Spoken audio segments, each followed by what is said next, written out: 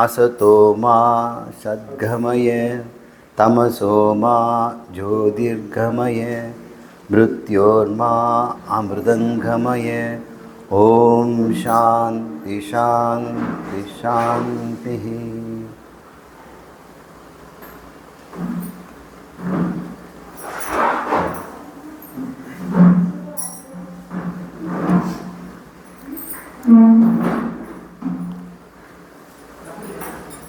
மன உறுதி என்ற தலைப்பில் மன தூய்மை, மன ஒருமைப்பாடு என்ற தலைப்பில் நம்ம பார்த்தோம். மனதின் உறுதியை குலைப்பது அதனுடைய பலவீனம், உறுதிங்கிறது பலம். அப்போது மனதுக்கு எது பலவீனம் அப்படின்னு பார்த்தோம்னா, மனதில் இருக்கின்ற மாசு, அழுக்கு. இன்னொரு பலவீனம் மனதினுடைய நிலை கொள்ளாமல் அலைப்பாய்வது. இந்த ரெண்டும் மனதிற்கு இருக்கக்கூடிய 2 தோஷங்கள் அப்படின்னு படித்தோம். இதில் ஒரு தோஷம் மன அழுத்தம். அதை நீக்குவதற்கு, மன தூய்மை பண்ணுவதற்கு ஒரு சாதனம் கண்டுபிடிச்சோம். அது பகவான் அருளிய கர்மயோகங்கிற சாதனம். அந்த கர்மயோகத்தில் நாம் முடிவாக என்ன கண்டுபிடிச்சோம்னா, ஒரு காரியத்தை செய்வதிலே, கடமை ஆற்றுவதிலே, உலகத்துக்கு, வீட்டுக்கு, தனக்குத்தானே தான் தொழில் செய்கின்ற இடம், நமக்கு ஒரு கடமை இருக்கிறது. ஒருவருக்கும் கடமை இருக்குது.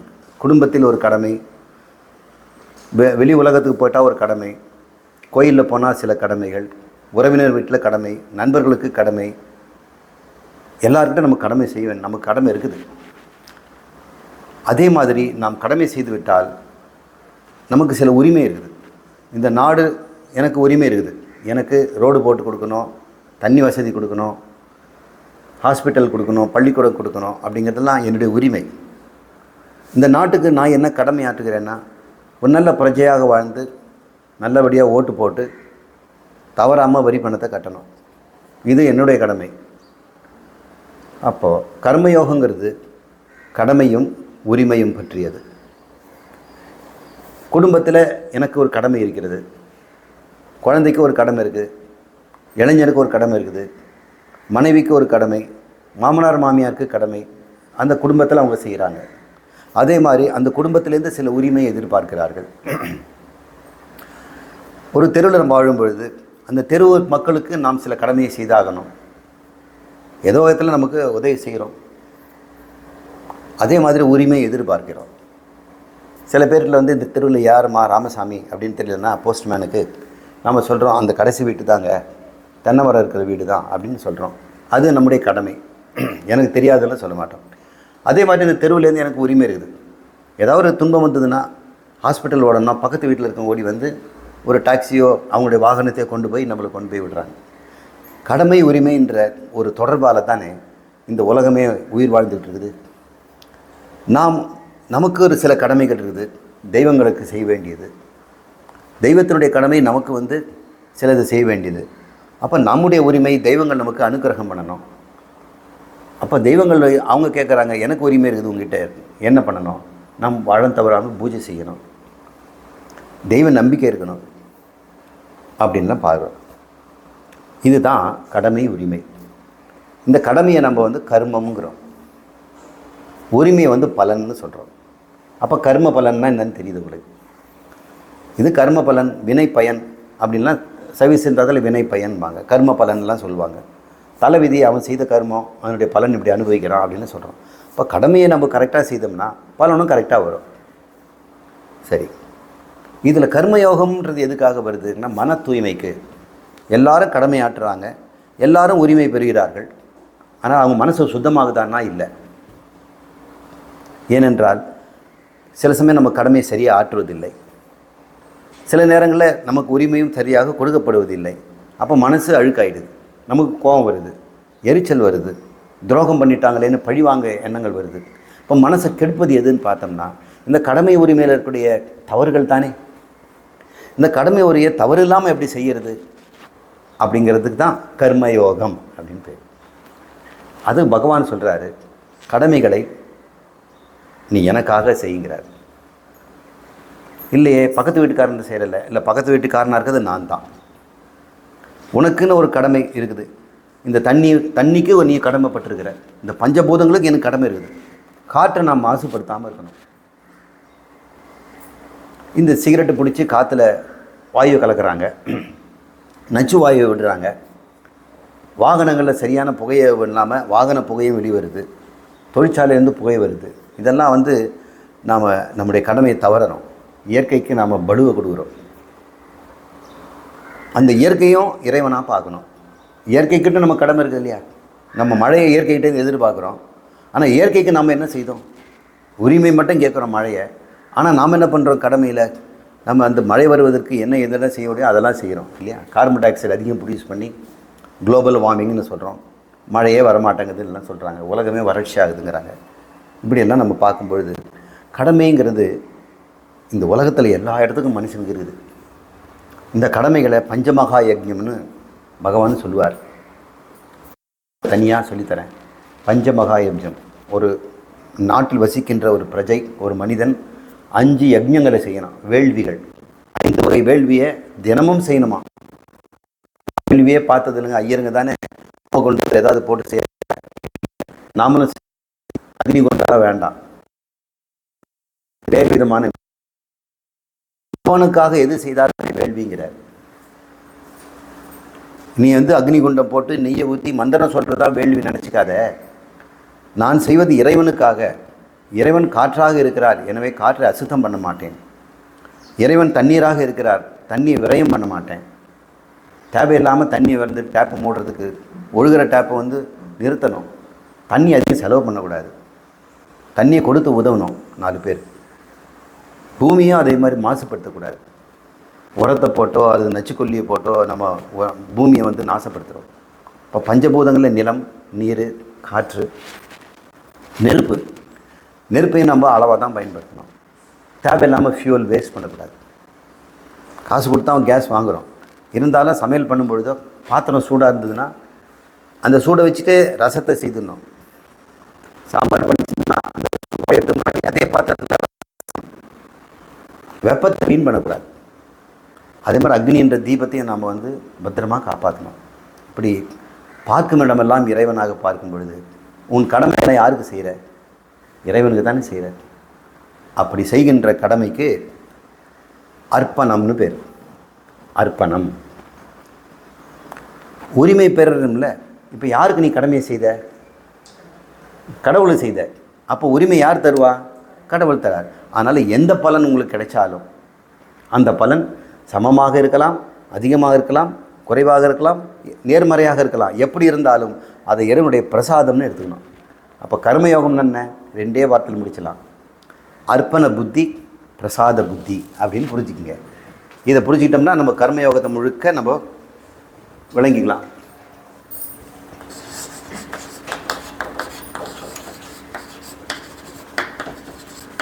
ஒரு பாவனைன்னு சொன்னேன். கர்மத்தில் செய்வதில் ஒரு பாவனை, கர்ம பலனை பெறுவதில் ஒரு பாவனைன்னு. அந்த பாவனை தான் இப்போ பேர் கொடுத்துருக்கிற அர்ப்பண புத்தி. கடமையை செய்யும் பொழுது பலனை பெறும் பொழுது அதுக்கு பிரசாத புத்தி.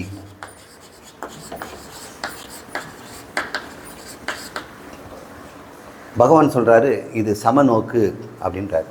சமமாக பார்த்தல், சமத்துவம் உச்சதே, கர்மம் சமத்துவம் உச்சதே அப்படின்னு சொல்கிறார். கர்மயோகங்கிறது சமத்துவம். எதில்? இந்த பலன் எப்படி வந்தாலும், லாபமாக இருந்தாலும் நஷ்டமாக இருந்தாலும் இன்முகத்தோடு பகவான் கொடுத்துருக்கிறாரு. ஏன் அப்போ பகவான் நமக்கு நஷ்டம் கொடுக்குறார்? அவர் நஷ்டம் கொடுக்கல, உன் பாபத்துக்கு வட்டி முதலாக வாங்கிட்டார், அவ்வளவுதான். கடன் அடைச்சிட்டோன்னு திருப்தியாக இருங்க. லாபம் கொடுத்தாருன்னா நம்முடைய புண்ணியத்தை மறக்காமல் சரியான நேரத்தில் கொடுத்துருக்கிறாரு அப்படின்னு புரிஞ்சுக்கணும். இந்த ஒரு புத்தி வரும்பொழுது மனசு சுத்தமடையுமா இல்லையா? இப்போ மன தூய்மைக்கு என்ன மெத்தடு? கர்மந்தான். இப்போ துணியில் அழுக்கு இருக்குதுன்னா என் அறிவுக்கு அழுக்கை காட்டி கொடுத்துரும்.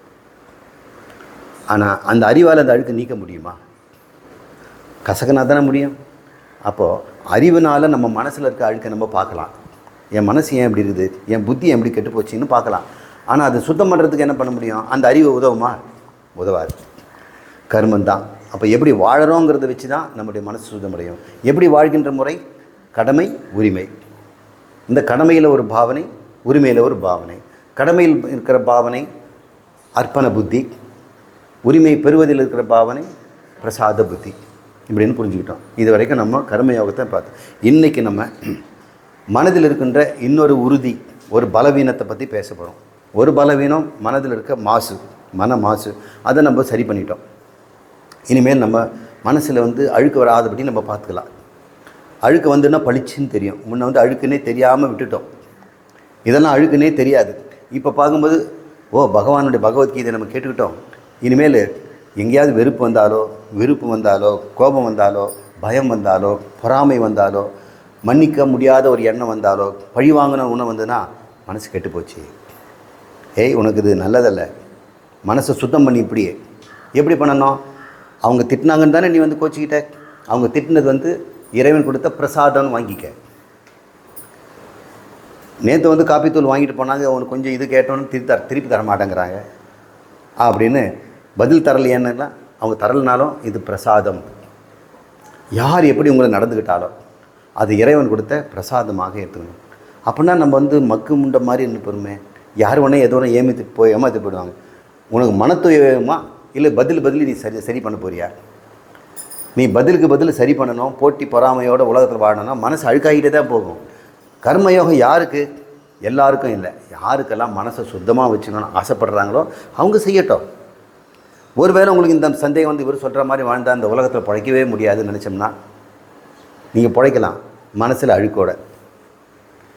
ஆனால் நான் சொல்கிறது, மனசில் அழுக்கு இல்லாமல் இருந்தால் எத்தனை காலம் ஒன்றா வாழலாம், ஆனந்தமாக வாழலாம், இன்பமாக வாழலாம். உலகத்தில் தர துன்பங்கள்லாம் துன்பமாகவே தெரியாது. அதெல்லாம் விரதமாக போயிடும். நம்ம விரதத்தில் நம்ம துன்பத்தை அனுபவிக்கிறோம்ல. பட்னி இருக்கிறோம், பேசாமல் இருக்கிறோம், அன்றைக்கி இறைவனை பற்றியே நினச்சிக்கிட்டு இருக்கிறோம், சினிமா பார்க்குறதில்ல, வேடிக்கை பார்க்குறதில்ல, மனசு ஒருமைப்படுத்தி வச்சுருக்கிறோம் இல்லையா? அப்போது அந்த சமயத்தில் உனக்கு எப்படிப்பட்ட ஒரு உயர்ந்த மதிப்பு உண்மையிலேயே வருது. மனசு அழுக்கு இல்லாத போச்சுன்னா நீ அப்படியே சர்வ சுதந்திரமாக நடக்கலாம். யாருக்கும் நம்ம அடிபணிந்து கை கூப்ப வேண்டிய அவசியம் இல்லை. யாரை நம்ம எதிர்த்தால் தானே நம்ம திறந்த கதவு மாதிரி இருந்துடுவோமே அப்படின்னு நம்ம சொல்கிறோம். இந்த திறந்த கதவு மாதிரி இருக்கிறது என்றது தான் இந்த பிரசாத புத்தி அப்படின்னு அர்த்தம். திறந்த கதவுன்னா இந்த கதவை தாழ் போட்டு மூடியிருக்கிற ஒருத்தர் உள்ளே வரணும், தட்டுறாங்க, திறக்க மாட்டேங்கிறாங்க. சினிமாவில் என்ன பண்ணுவாங்க? ஓடி உதைப்பாங்க, மோதுவாங்க. அப்போது அவருக்கும் வலிக்கும், கதவும் சிதறி உடஞ்சி போயிடும். அது மாதிரி தான் நம்ம எதிர்த்தோம்னா மோதி வரவங்க நம்மளை சேதாரம் பண்ணிடுவாங்க. ஒருவேளை இந்த கதவை நான் தாழ் போடாமல் சும்மா தள்ளி மூடி வச்சுருக்கேன்னு வைங்க, இது தெரியாமல் ஒருத்தர் வேகமாக மோதினார்னா என்ன ஆகும்? கதவுக்கு எதாவது ஆகுமா? அது ஒன்றும் ஆகாது. ஆனால் அவருடைய பலத்தை கொண்டே அவர் நாசமடைவார். அவரை நம்ம திருப்பி அடிக்க வேண்டியதே இல்லை.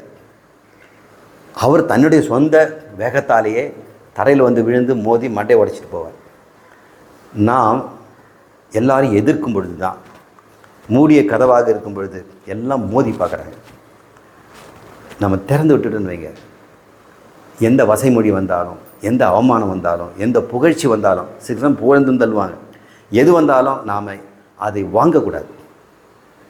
அதை திறந்த மாதிரி விட்டுட்டோம்னா அவங்களுடைய வேகத்திலேயே அவங்க அழிஞ்சு போயிடுவாங்க.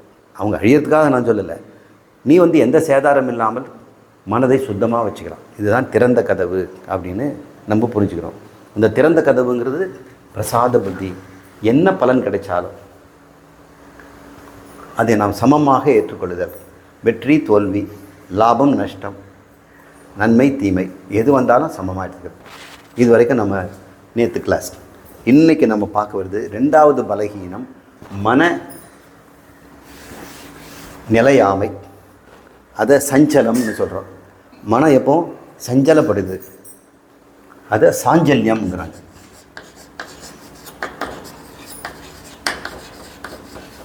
அதுனா சஞ்சலம்.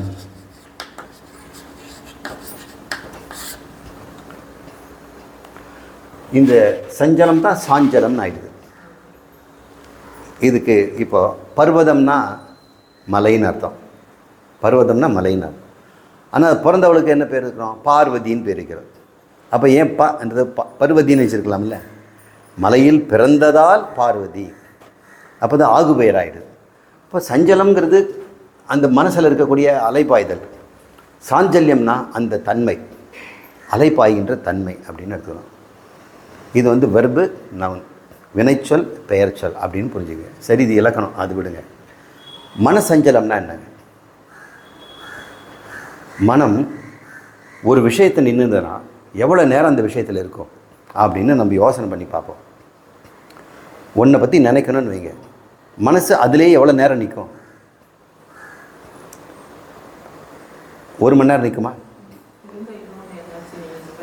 1/2 மணி நேரம் நிற்குமா? 10 நிமிஷம் நிற்குமா? 1 நிமிஷம் நிற்குமா? 10 செகண்டு கூட நிற்காது. நிறைய பேர் மன தூய்மையோடு இருக்கிறாங்க, நல்லவங்க, அவங்க நேர்மையானவங்க, இந்த அர்ப்பண புத்தியும் பிரசாத புத்தியும் இருக்கிற கடவுள் நம்பிக்கை உள்ளவங்க இருக்கிறாங்க. ஆனால் மனசு அலைபாயும். அவங்களால ஒன்று வந்து நீண்ட நேரம் சிந்திக்க முடியாது. மனசு சிந்திக்கிறத விட்டு வேறு எதையாவது போயிடும். இது எதுக்கு சார் எங்களுக்கு அப்படின்னு சொல்லலாம். உங்களுக்கு தேவையில்லை தான். ஆனால் இந்த வகுப்பில் உட்காந்துட்டோம்னா, நம்ம ஆத்ம ஞானத்தை கற்றுக்கணுன்னா, நம்ம மோட்சம் அடையணும்னு சொன்னால், இறைவனோடு ஒன்றாக கலக்கணும்னா, வாழும்போதே, செத்த பிறகு இல்லை, இப்போவே, அடுத்த வாரமே, நாளைக்கே, இப்பொழுதே நீங்கள் இறைவனோட கலக்கணும்னா, குரு சொல்கிறத உள்வாங்கிட்டு கூர்ந்து கவனிக்கின்ற நிலை இருக்கணும். அப்போ மனம் ஒரு உருமுகப்படணும். நூலை கொண்டு போய் ஊசியில் துளைக்கணும்னு வைங்க, அதை நம்ம என்ன பண்ணோம்? எச்சில் போட்டு முனையை கூர்மையாக்கிறோம்ல, அது ஒருமுகப்பட்டாதான் அது உள்ளே போகும். அது இப்படி சிதறி இருந்ததுன்னா அது இப்படி உள்ளே போகும். எத்தனை நாள் முடித்தாலும் அது உள்ளே போகாது. மனதை குவிக வைக்கிறது தான் மனக்குவிதல், ஒரு முனைப்படுதல் அல்லது ஏகாகிரம்.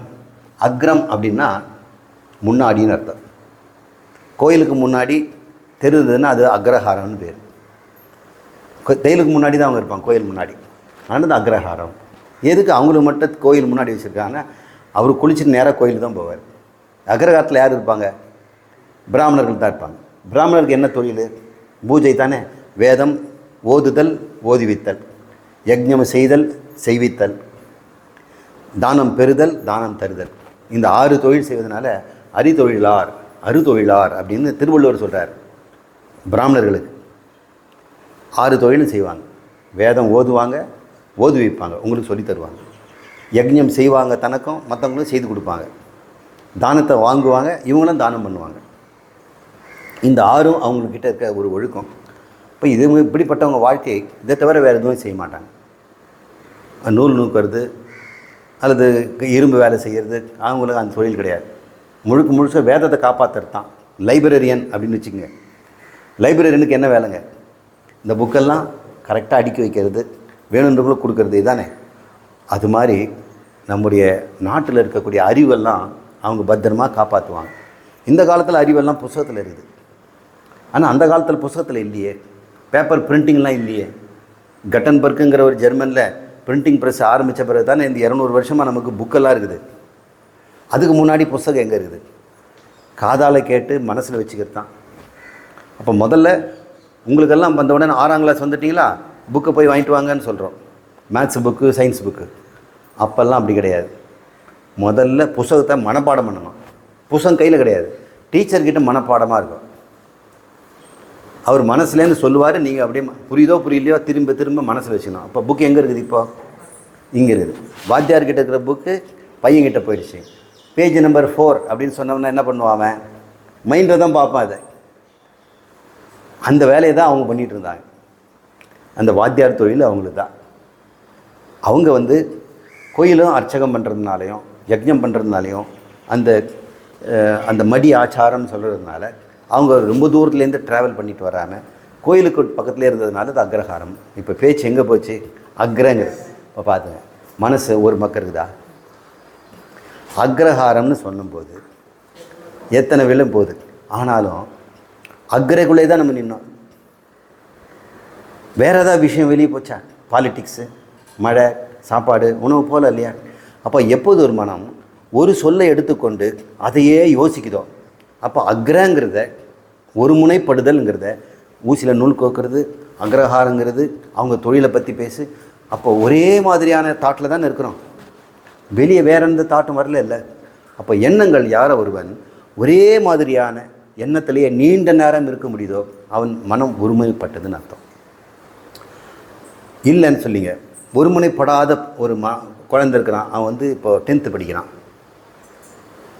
அவனுக்கு ஒரு மனப்படலைன்னு வைங்க, புஸ்தகம் திறந்து வச்சுருப்பான், மனசு எங்கேயோ போயிடும். டேய் அப்படின்னு சொல்லுவாங்க, படிச்சுட்டு தாம்மா இருக்கிறேன் அப்படின்வான், கையில் புஸ்தகம் தான் இருக்குது, மைண்ட் எங்கேயோ போயிட்டு இருக்குது இல்லை. அப்புறம் வந்து மறுபடியும் படிப்பான். ஒரு பேரா படித்தா கூட மனசுக்குள்ளே போகாது, வாய் மட்டும் சத்தம் பண்ணும், ஆனால் மனசு எங்கேயோ போயிட்டுருக்கும். கண்ணு பார்க்கும், எழுத்துக்களை படிக்கும், எல்லாம் பண்ணிகிட்ருக்கோம், ஆனால் மனம் மட்டும் எங்கெங்கேயோ சுற்றிட்டுருக்கும். அப்புறம் நாளைக்கு எக்ஸாம் இருக்குதே படிக்கணுமே அப்படின்னு எழுத்து கொண்டாந்து வைப்பான். அப்புறம் அடுத்த செகண்டே ஓடிடும். அப்புறம் எழுந்து போய் தண்ணி குடிச்சிட்டு வருவான். எத்தனை தடவை தண்ணி குடிப்பார்? படிக்க உட்காந்தா தான் உனக்கு தண்ணி வருமா அப்படின்பாங்க. இல்லைம்மா தாகமாக இருந்தது. சரி படி அப்படின்பாங்க.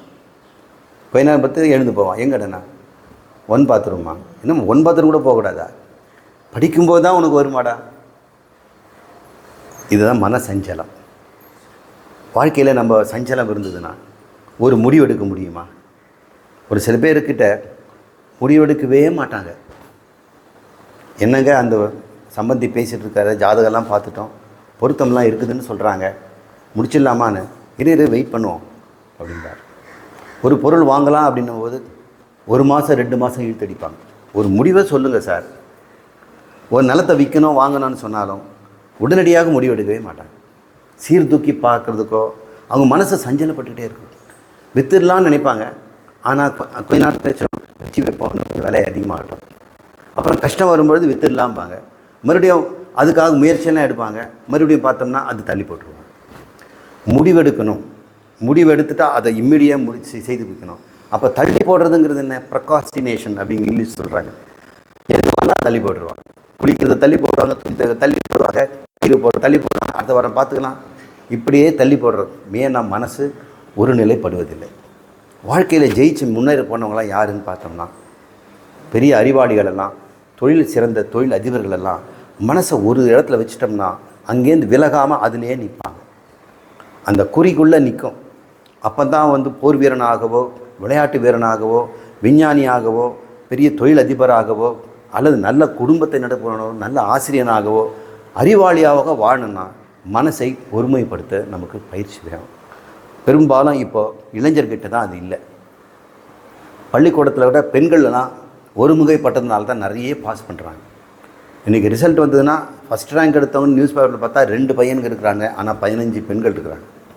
ஒரு கிளாஸ்லேயே பார்த்தோம்னு சொன்னால் இங்கே பார்த்தோம்னா ஆண்களோட பெண்கள் அதிகமாக இருக்கிறாங்க. இது ரொம்ப நேரம் உட்காந்துக்கிட்டு கேட்கணுங்கிற ஒரு முனைப்பாடு பெண்கள்கிட்ட இருக்குது, ஆண்களுக்கு இல்லை. ஏன்னா உலகம் அவங்களுக்கு மனசை இழுத்துட்டு போகுது.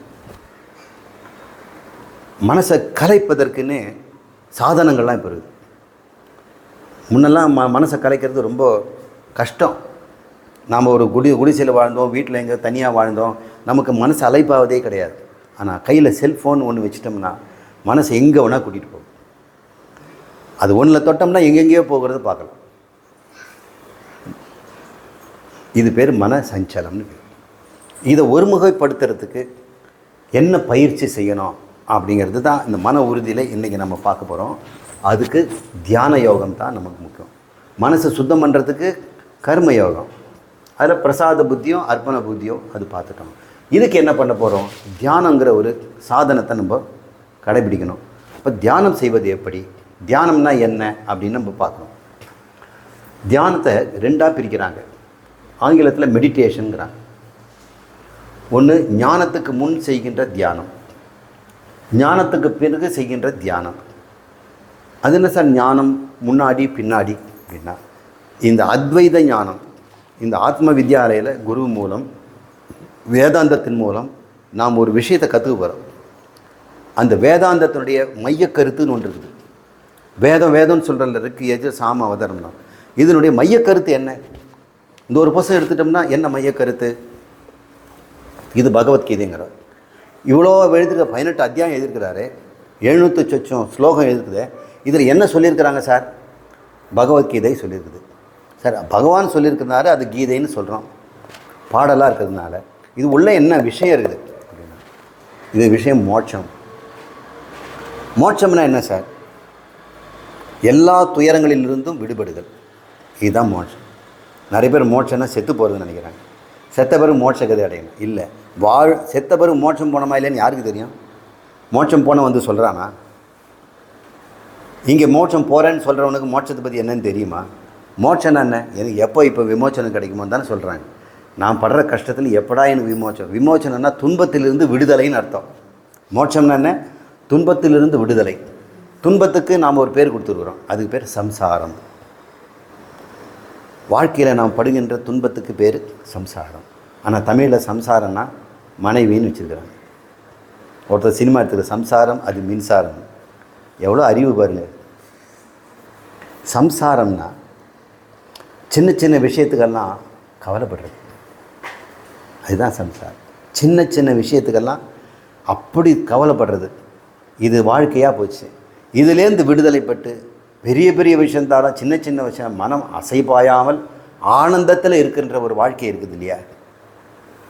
அதுதான் இந்த புஸ்தகத்தினுடைய மையக்கருத்து. இந்த மையக்கருத்தை அறிவது, அது பேர் ஞானம்னு பேர். வேதத்தினுடைய மையக்கருத்து என்ன? 4 வேதம் சொல்கிறீங்களே, இதிலெல்லாம் என்ன மையக்கருத்துன்னா மோட்சம்தான் மையக்கருத்து. அந்த மோட்சம் எப்படிப்பட்டதாகிறது? ஞான வடிவாக இருக்கிறது.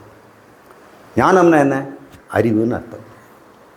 அவர் ஞானி அப்படின்னா ஏதோ ஒரு ஞானம் இருந்தால் தானே ஞானி. தாடி வளர்த்துட்டு மாலெல்லாம் போட்டுட்டு இருந்தாக்கா ஞானியா? இங்கே சரக்கு இருக்கணும். அப்போ ஞானின்னா எதை அறிந்தார்? ஒவ்வொருத்தருக்கு ஒரு டாக்டர் கூட தான் ஞானி. அவருக்கு மெடிசன் பற்றி எல்லாம் தெரியுது, உடம்புல இருக்கிற எல்லா உறுப்புக்கும் பேர் வச்சிருக்கிறாரு. குடல் திறந்தாருன்னா உள்ள என்னென்ன இருக்குதுன்னு சொல்கிறாரு. அப்போ அவர் ஞானியா? அவர் மெடிக்கல் ஞானி. சிவில் இன்ஜினியர் ஞானி. சித்த மருத்துவ ஞானி. டெக்ஸ்டைல் டெக்னாலஜி படித்தவங்க டெக்ஸ்டைல் ஞானி. அந்த ஞானம் இல்லை. இங்கே ஞானம் அப்படின்னு நம்ம சொல்கிறது நான் யாருன்னு கண்டுபிடிக்கிறது. தன்னை பற்றி அறிவு தான் ஞானம். அப்போ தன்னை பற்றி எனக்கு எப்படி சார் தெரியாமல் இருக்கும்? சார் என்ன எதுக்கு சார் குரு எனக்கு சொல்லிக் கொடுக்கணும்? நீ யார் அப்படின்னு குரு சொல்லிக் கொடுப்பாரா? சார் நான் பிறந்ததுலேயே நான் யாருன்னு எனக்கு தெரியும், சொல்லட்டுங்களா? என் பேர் இது, என் வயசு இது, நான் இந்த ஜாதி, இந்த தெருவில் வசிக்கிறேன், இவ்வளோ படிச்சிருக்கிறேன், இவ்வளோ சொத்து இருக்குது, நான் இத்தனை கிலோ எடை, இந்த தேதியில் பிறந்தேன் அப்படின்லாம் சொல்கிறோமே. இது நல்லா தெரியுது சார், நான் யார் எனக்கு நல்லா தெரியுமே. இல்லை, ஒரு முக்கியமான விஷயம் உனக்கு தெரியல. என்னை பற்றி எனக்கு தெரியாமல் இருக்குமா சார்? ஆமாம், நீ மட்டும் இல்லை, உலகத்தில் எல்லாருக்குமே தன்னை பற்றி விஷயம் தெரியாமல் தான் இருக்கிறாங்க. அப்படி சார் இருக்க முடியுமா? நீங்கள் என்னை பற்றி நான் தெரிஞ்சுக்கிட்டேன். என்னன்னு தெரிஞ்சுக்கிட்டீங்க? நீங்கள் என்னென்னு என்னை பற்றி நினைக்கிற? நீங்கள் ஒரு 74 வயசு ஆள், காலேஜ் ப்ரொஃபஸர் இப்படின்னு ஏதாவது சொல்கிறீங்களே. இல்லை, அது நீங்கள் என்னை பற்றி தெரிஞ்சு வச்சுருக்கீங்க. நான் என்னை பற்றி என்ன தெரிஞ்சு வச்சுக்கிட்டேன் அப்படின்னு ஒருத்தர் சொல்கிறாரு வைங்க, அதை தான் ஞானம்னு சொல்கிறோம். அப்போ தன்னை பற்றி ஞானம் என்னவா இருக்கும்? எல்லாருக்கும் ஒன்றா தானே இருக்க முடியும். அல்ல, தன்னை பற்றி ஞானம்னு கேட்டோம்னா எல்லாருக்கும் ஆளர் விதவிதமாக சொல்கிறாங்க. ஆனால் வேதம் சொல்லுது, நீ யார் அப்படின்னா நீ கடவுள்னு சொல்லுதுமா. இந்த ஞானத்தை பெற்றுனா நீங்கள் என்னவாயிடுவீங்க? கடவுளாயிடுவீங்க. கடவுள் ஆக முடியும்னா அதுக்கு ஏதாவது செய்யணும். இல்லை, டாக்டர் ஆகணும்னா ஏதோ செய்யணும், இன்ஜினியர்னா ஏதோ செய்யணும், கடவுளாக என்னென்னோ செய்யணும். இல்லை, கடவுள் என்ன பண்ணார்? உலகத்தையே படைத்தார். அப்போ நான் கடவுள்னா உலகத்தை படைக்கணும். இல்லை, அதெல்லாம் கடவுள்லாம் ஆக முடியாது. நிச்சயமாக கடவுளாக யாரும் ஆக முடியாது. அப்போ இப்போ தான் சொன்னீங்க, நீ தான் கடவுள் ஆக முடியாதுன்னு சொன்னேன். ஆனால் கடவுள் தான் நீ இப்பொழுதேன்னு சொல்கிற. ஆகிறதுனா இனிமேல் ஆக வேண்டியது. ஆனால் வேதம் சொல்லுது நீ இப்பொழுதே கடவுள்னுது. அப்படின்னு நான் வாழலையே. அதுக்கு தான் குரு கிட்டப்போ நீ கடவுளுங்கிற உனக்கே காட்டி கொடுப்பார். தன்னை கடவுள் என்று, தன்னை பிரம்மம் என்று, தன்னை ஆத்மா என்று ஒருவன் தெளிவாக தெரிந்து கொண்டால் அது பேர் ஞானம். எவன் அதை தெரிந்து கொண்டானோ அவன் ஞானி. எதை அதை மற்றவங்களுக்கு சொல்லிக் கொடுறானோ அவன் சத்குரு. மீதி பேர்லாம் குரு. அவங்க கராத்தே குரு, சிலம்ப குரு, சமையல் குரு, அதெல்லாம் இருப்பாங்க, தையல் குரு. ஆனால் சத்குருங்கிறவர் யார்? தன்னை உணர்ந்து மற்றவரையும் அதை உணர வைப்பது. தன்னை என்னவாக உணர்ந்து கொண்டிருந்தார்? நோயாளியாக, வயோதிகனாக, ஏழையாக தன்னை உணர்ந்திருந்தார். இப்போ எப்படி உணர்ந்துன்றார்? தன்னை அழியாத, மாறாத, முழுமையான ஒரு திருப்தன் என்று உணர்ந்து கொண்டார். தன்னை எப்படி உணர்ந்தார் ஞானி? பிரம்மமாக இருப்பதனால், கடவுளாக இருப்பதனால் அழிய மாட்டேன். கடவுள் அழிய மாட்டார். கடவுள் பிறப்பாரா? பிறந்தால் தானே சாகிறதுக்கு. அழியவும் மாட்டார். கடவுள் மாறுவாரா? எனக்கு மாற்றம் வருது, வயோதிகம் வருது, மூப்பு வருது, மரணம் வருது. அவருக்கு வருமா? வராது. அவர் அழியாதவர், மாறாதவர், முழுமையானவர். அதனால் அவர் ஆனந்தமானவர். அப்போ தன்னை ஒருவன் எப்படி அறிஞ்சுக்கணும்? கடவுள்னு அறிஞ்சிட்டானா எப்படி இருக்கணும்? தன்னை நான் அழிவ மாட்டேன், நான் மாற மாட்டேன், நான் சோகப்பட மாட்டேன். அழிய மாட்டேன்னா என்ன அர்த்தம்? இவர் சாகவே மாட்டாரா? உடம்பு செத்து தான் போகும், மனம் மாறும், உடம்பு சாகும். ஆனால் தன்னை ஒருவன் எப்படி புரிந்துனா, நான் மனமல்ல, நான் உடம்பல்ல, நான் அழியாத பரம்பொருள்னு கண்டுபிடிச்ச பிறகு அவன் என்ன எப்படி வாழ்வான்? அழிவை பற்றி பயப்படுவானா? மாற்றத்தை பற்றி பயப்படுவானா? துக்கத்தை பற்றி பயப்படுவானா? ஏனென்றா அவன் அழியாதவன், மாறாதவன், ஆனந்தம் அப்படின்னு எவன் ஒருவன் கண்டுகொள்கிறானோ அவன் ஞானி. எப்படி அவன் கண்டுகொண்டான்? ஒரு ஞானத்தினால. அந்த ஞானம் எங்கே இருக்குது? வேதத்தில் இருக்குது. வேதம் எப்படி அதுக்கு அவனுக்கு கொடுத்தது? குருவின் மூலம். வேதத்தை குரு அறிந்து தன்னை உணர்ந்து அழியாதவன், மாறாதவன், ஆனந்தம் என்று தன்னை உணர்ந்த பிறகு மற்றவங்களுக்கும் உணர்த்திடுவான். அடே, அதை உணர்ந்தவங்க சொல்கிறாங்க, கடவுளே இத்தனை நாள் ஏன் எனக்கு இது தெரியல? நான் இப்படிப்பட்டவனாக இருந்து இத்தனை கோடி வருஷம் நான் மாறிக்கிட்டே இருந்தேனே, மறைஞ்சு தோன்றிக்கிட்டு இருந்தேனே, செத்து பொழைச்சிட்டு இருந்தேன். எத்தனை பிறவிகள், எத்தனை மாற்றங்கள், எத்தனை துக்கங்கள். இப்போ குரு சொல்கிறார், நான் அழியாதவன், மாறாதவன், நான் ஆனந்தமானவன் சொல்கிறாரு. உண்மையாகி போச்சே, உண்மையை கண்டு கொண்டேனே, வெக்கமாக இருக்குது. இத்தனை காலம் நான் அறியல. நந்தனார் பாடுறார் சிதம்பரத்துக்கு போய், இது தானோ தில்லை தலம். தில்லைன்னா அதுக்கு ஒரு பேர். இத்தனை நாளும் அறியேன், இது தானோ தில்லை தலம். நந்தனார் பாடுறார். அடக்கடவுளே, நான் முதலாளிகிட்ட கெஞ்சி கேட்டேன், இந்த தில்லைத்தலம் எங்கே இருக்குதுங்க? சிதம்பரனார் கோயில் இருக்குது, அங்கே நடராஜர் நடனம் ஆடுவார்னு சொல்கிறாங்களே, நான் பார்த்துட்டு வரேன் சாமி. டே, உனக்கெல்லாம் அது இதுக்குடா, நீ வேலை செய்டா அப்படின்னு சொல்கிறார். ஒரு நாளும் விட மாட்டேங்கிறார், லீவே கொடுக்க மாட்டேங்கிறார். அவன் ஜாதியில் ரொம்ப தாழ்ந்தவன். கோயிலுக்குள்ளே விட மாட்டாருங்க. அங்கே போனால் நந்தி மறைக்குது, கோயிலுக்குள்ளேயும் போக முடியாது. அட நந்தி, நீ மறைக்கிறியே அப்படின்னு சொன்னால் நந்தி விலகிடுச்சான். அவர் இறைவனை பார்த்தாரா? அது என்ன நடக்கும்? அப்படின்னு நடக்குமா? இதில் உள்பொருள் என்ன தெரியுங்களா? அவர் ஞானத்தை கண்டு கொண்டார். இதுதானா நடராஜன் ஆடுகின்ற தில்லை? என்னுடைய மனங்கிற குகையில் தான் அவர் இருக்கிறாரா? என் இதய குகையில் தான் அவர் ஆடிக்கொண்டிருக்கிறாரா? அந்த குகையில் இருப்பதான குகா சண்முகான்னு கூப்பிட்டேனா? இந்த சண்முகனுக்கு குகை என்றது என் மனக்குகையில் வாழ்கின்றவனே, மனத்தில் நடனமாடுகின்றானே மயில் மீது, அதை நான் கண்டுகொண்டேன். இத்தனை நாள் ஏன் அறியல? என் மனதுக்குள்ளேயே பிரதிபலிக்கின்ற ஆத்மாவாக கடவுள் இருந்து கொண்டிருக்கும் பொழுது நான் ஏன் அறியவில்லை அப்படின்னு அவர் பாடுறார். அப்போ மறைச்சது யார்? நந்தி மறைச்சதுன்னு சொல்கிறல்ல, இல்லை, நந்தி மாதிரி மறைச்சது இவருடைய புத்தி தான். என் புத்தியில் நானே மறைஞ்சு கிடந்தேன். என் புத்தியை திறந்து வெளிச்சத்தை கொடுத்தாரு. கண்டுபிடிச்சிட்டேனே கடவுளை, நானே கடவுள்னு தெரிஞ்சுக்கிட்டேனே அப்படின்னு அவர் பாடுறார். நந்தனார் சினிமாவை கொஞ்சம் பாருங்கள், டைமில் கிடச்சிதுன்னா யூடியூப்பில் நந்தனார் அப்படின்னு போட்டு கேளுங்க. அந்த கதையின் உள்பொருள் நான் சொல்லிட்டேன். அங்கே பார்த்தீங்கன்னா வேறு மாதிரி இருக்கும். கதைக்கு உள்ள அர்த்தத்தை கண்டுபிடிக்கிறேன். கதையாம் காரணமாம், காரணத்துக்குள்ளே பூரணமாம். கதைக்குள்ளே ஒரு பூரணம் மறைஞ்சிருக்குது, முழுமை மறைஞ்சிருக்குது. அந்த முழுமையை கண்டுபிடிக்கணும். இப்போ நம்ம கண்டுபிடிச்சா அது பேர் ஞானம். அந்த ஞானம் வரணும்னா குருவும் சாஸ்திரம் தான் பண்ணுமே தவிர தியானம் உதவாது. அப்போ தியானம் எதுக்கு? மனசை ஒருமுகப்படுத்துறதுக்கு தான். எந்த மனசு ஒருமுகப்பட்டுதோ அதுக்கு தான் இது விளங்கும். அலைப்பாயிர மனசு ஒரு நாள் கிளாஸில் இருப்பான், அடுத்த நாள் வேற எங்கேயோ போய்டுவான், முழுசாக கற்றுக்கவே மாட்டான். அந்த கோர்ஸு இந்த கோர்ஸு, அந்த தியானம் இந்த தியானம், அங்கே இங்கேன்னு ஒன்றை முழுசாக கற்றுக்கிய. அதெல்லாம் முழுசாக கற்றுக்கிட்டாலும் ஒரு பிரயோஜனம் இல்லை. தன்னை ஒருவன் முழுசாக கற்றுக்கணும். அந்த குருக்கிட்ட தான் நீங்கள் போகணும். வேறு எந்த குருவும் நீ வேற, கடவுள் வேறு, நீ வேற, பக்கத்து வீட்டுக்காரன் வேறு, நீ வேற, இந்த உலகம் வேறு அப்படின்னு சொல்கிறத அந்த குருக்கிட்ட நம்ம எதுக்கு போகணும்? நீங்கள் சொல்கிறதுக்கு முன்னாடி எனக்கு அதுதான் சார் தெரியும், நீங்கள் அது மேலே வலியுறுத்தி வேறு சொல்லி தரீங்க. நான் வேற்றுமை புத்தியோடு தான் வந்தேன். அது பேர் வேற்றுமை புத்திக்கு பேத புத்தின்னு பேர், இருமை புத்தின்னு பேர். எல்லாம் ரெண்டு ரெண்டு, நான் உலகம், நான் கடவுள், நான் பக்கத்து வீட்டுக்காரன், இப்படின்னு நம்ம வாழ்ந்துட்டு இருக்கிறோம். ஆனால் குரு சொல்கிறாரு, இங்கே ரெண்டு இல்லையப்பா, எல்லாம் கடவுள் தான், அந்த கடவுள் நீ தான். இதை கண்டுக்கோ, உனக்கு என்ன கஷ்டம்?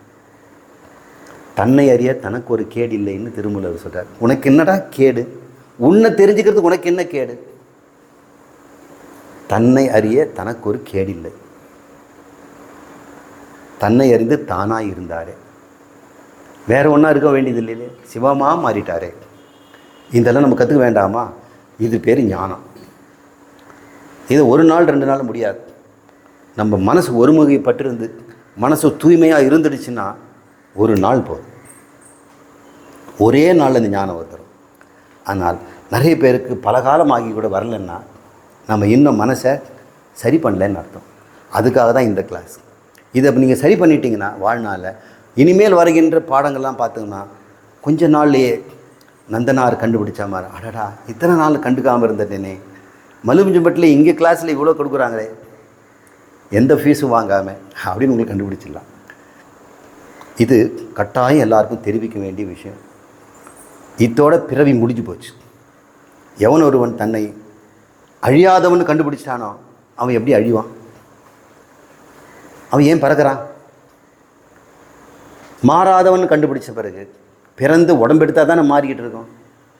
குழந்தை, இளமை, முதுமை, மரணம்னு தன்னை மாறாதவன் கண்டுபிடிச்சிட்டு அழியாதவன் கண்டுபிடிச்சிட்டான். அவன் எப்படி பிறப்பான்?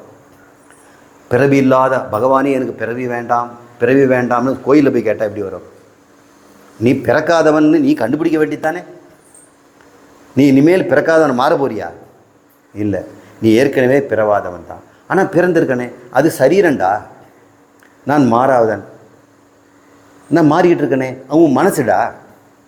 நீ மனசல்ல, உடம்பல்ல, தூய சைதன்ய ஆத்மா, பரம்பொருள். அது உங்ககிட்ட எப்போவுமே வெளிச்சமாக இருந்துகிட்டே இருக்குது. அதை கண்டுக்க அப்படின்னு சொல்கிறார். அது கண்டுபிடிச்ச பிறகு யாரெல்லாம் கண்டுபிடிச்சாங்களோ அவங்களுக்கு இந்த பிறவி இருக்கிற வரைக்கும் தான் வாழ்க்கை. அதுக்கப்புறம் அவங்க பிரம்மமாகவே கலந்துருவாங்க.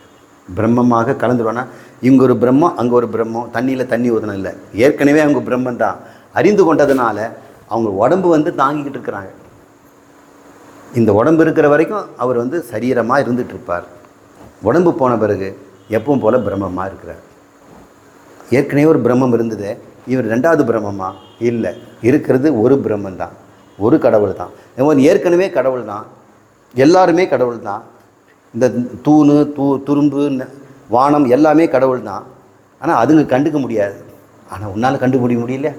எனக்கு புத்தி கொடுத்துருக்குறாருல, இந்த புத்தியில் தானே தப்பான அறிவை வச்சுருந்தேன்.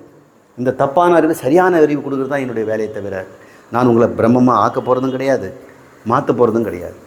உங்கள்கிட்ட இருக்க தப்பான அறிவை மட்டும்தான் நீக்கிறேன். சரியான அறிவு உங்கள்கிட்ட தானாக அது வெளிவரும். அது வருவதற்கு தடையாக இருப்பது எதுன்னு கேட்டோம்னா நம்முடைய மனசு தான். அந்த மனசில் 2 தடைகள், ஒன்று அழுக்கு, இன்னொன்று அலைப்பாயும் மனசு. இன்றைக்கி நாம் தியானத்தை பற்றி ஆராய்ச்சி செய்வோம். இந்த ஞானம் இந்த ஞானம் இப்போ நீங்கள் ஞானத்தை பெறலை. பகுதி பேர்கள் இப்போ தான் ஆரம்பத்தில் வந்திருக்கிறோம். தன்னை பற்றி அறிவு உங்களுக்கு நாங்கள் இன்னும் கொடுக்கல. ஒரு நாள் 2 நாள் இந்த கேம்ப் அட்டன் பண்ணி நீங்கள் யாருன்னு கண்டுபிடிச்சிடுங்க. வாழ்நாளில் இந்த 2 நாள் கொடுக்கக்கூடாதா கடவுள் ஆகிறதுக்கு? ஏதாவது காரணம் சொல்லிவிட்டு எனக்கு நேரம் இல்லை சார், ஏன்னா இத்தனை பேர் நான் வந்துடுவேன்னு சொன்னாங்க. ஆனால் போன 2 கேம்ப்பு 3 கேம்ப்பு பார்த்து வட்டியே பார்க்குறேன். 12 வருஷமாக சொல்லிட்டு இருக்கேன், வரவே இல்லை. ஏங்க நீங்கள் கடவுளாகிறதுக்கு 2 நாள் கொடுக்க மாட்டீங்களா? வாழ்நாளில் 2 நாள் உங்களுக்கு ஒதுக்க முடியாதா? கிடைக்கிற பலன் என்ன? அது 2 நாளுக்கு அப்புறம் நீ கடவுளாக வாழ போகிற, துக்கம் இல்லாமல் வாழ போகிற, துன்பம் இல்லாமல் ஆனந்த பெருவோடு வாழ போகிற. அதுக்கு நீங்கள் 2 நாள் கொடுக்க முடியாதா? எத்தனை வருஷம் பள்ளிக்கூடம் படிச்சிங்க, எத்தனை கோர்ஸ் என்னென்னோ படிச்சிங்க, அவங்களாம் என்ன கொடுத்தாங்க? கடவுளாக அவங்க கொடுத்தாங்க? ஏதோ இருக்கிறது தான் கொடுத்துட்டு போனாங்க. சில சமயம் நமக்கு அரைக்குறையாக தெரிஞ்சுது, தப்பாக வேற போயிட்டோம். ஆனால் இங்கே கொடுக்கப்படுற லாபமோ அதுக்கு மேலே உயர்ந்த லாபம் எதுவும் இல்லை. அந்த மிகப்பெரிய லாபத்தை நாம் ஏன் தட்டி கழிக்கணும்? காரணம் சொல்லுவாங்க, ஏன்னா அந்த ஞானத்தினுடைய மகிமை தெரியல, இந்த உண்மை தெரியல. அது காரணம் மனதை சஞ்சலம் இருக்குது. அதனால தான் சுவாமி மெடிடேஷனை இப்போ சொல்லித்தர போகிறேன். இந்த மெடிடேஷனில் ஞானத்துக்கு முன்னாடி செய்கிற மெடிடேஷனுக்கு உபாசனம்னு பேர். ஞானம் பெற்ற பிறகு 2 நாள் கிளாஸ் அட்டன் பண்ணி நான் யாருன்னு நீங்கள் தெரிஞ்சுக்கிட்ட பிறகு, தெரிஞ்சுக்கிட்டால் மட்டும் போதாது, தெரிஞ்சபடி வாழணும் இல்லையா? அப்போ வாழும்போது உங்களுக்கு மனசு தடை பண்ணும். அந்த தடை பண்ணுற மனசை சரி பண்ணுறதுக்கு தியானம் தேவைப்படுது. அந்த தியானத்துக்கு நிதித்தியாசனம்னு பேர். இப்போ நாம் பார்க்க போகிறது உபாசனமும் நிதித்தியாசனமும் சுருக்கமாக சொல்லித் தருவேன்.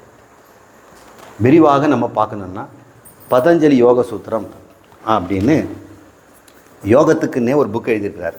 பதஞ்சலி ரொம்ப காலத்துக்கு முன்னாடி எழுதினார். 500 சூத்திரங்கள் எழுதியிருக்கிறார்.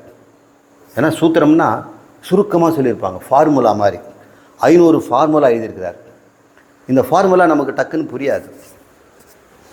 அதை விரித்து எழுதியிருத்த அந்த புஸ்தகம் சாமி தான் எழுதியிருக்கிறார். ஒரு நாள் நமக்கு இதை படிப்போம், 2 நாள் 3 நாளில் இந்த பாடத்தை முடிச்சிடலாம். நம்ம வாழ்நாள் முழுக்க படிக்க தான் போகிறோம். ஞானத்தினால தான் நம்ம திருந்த முடியும். செய்து செய்து ஒரு பிரயோஜனம் இல்லை, மன அழுக்காகிட்டு தான் இருக்கும். இப்போது இந்த உபாசனம் நிதித்தியாசனம்ங்கிறதுக்கு என்ன டெஃபினிஷன், வரையறை?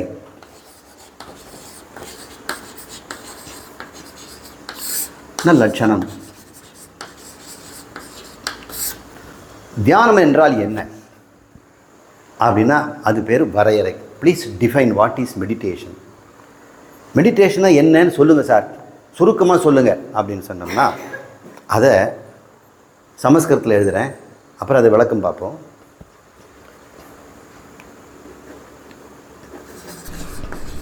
விஜாதீய விருத்தி நிரோத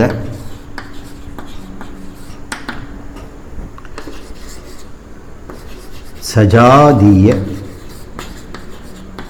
விருத்தி பிரவாக. குட். பிரவாக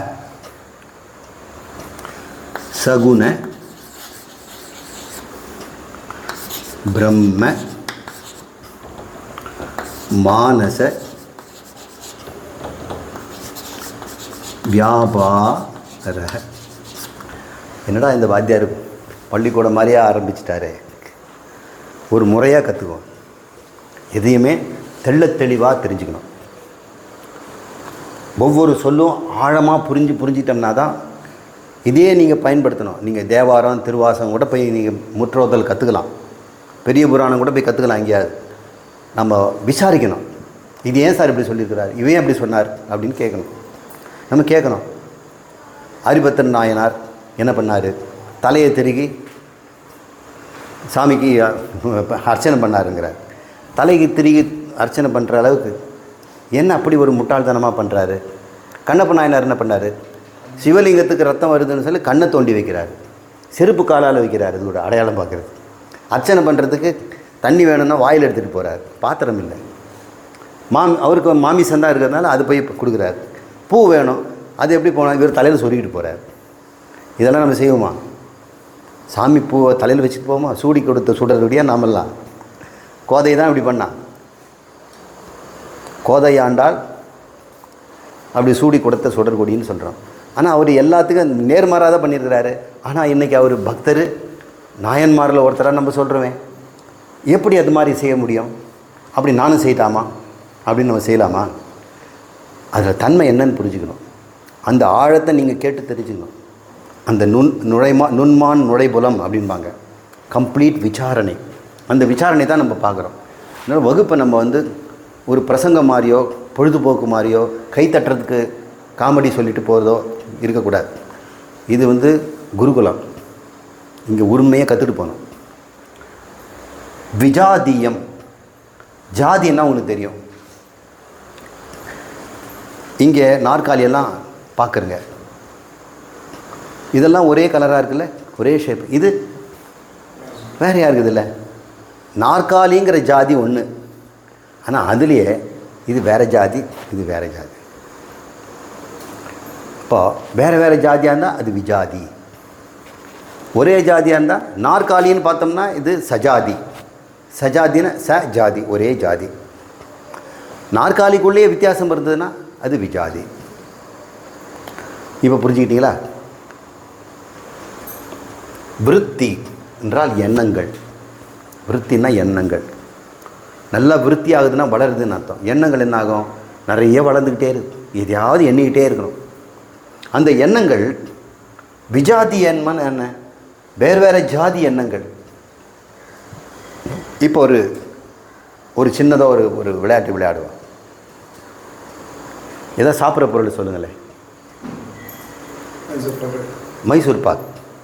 மைசூர் பாக்குன்னா உங்களுக்கு என்ன ஞாபகம் வருதுங்க? இனிப்பு. நீங்கள் என்ன சொல்கிறீங்க?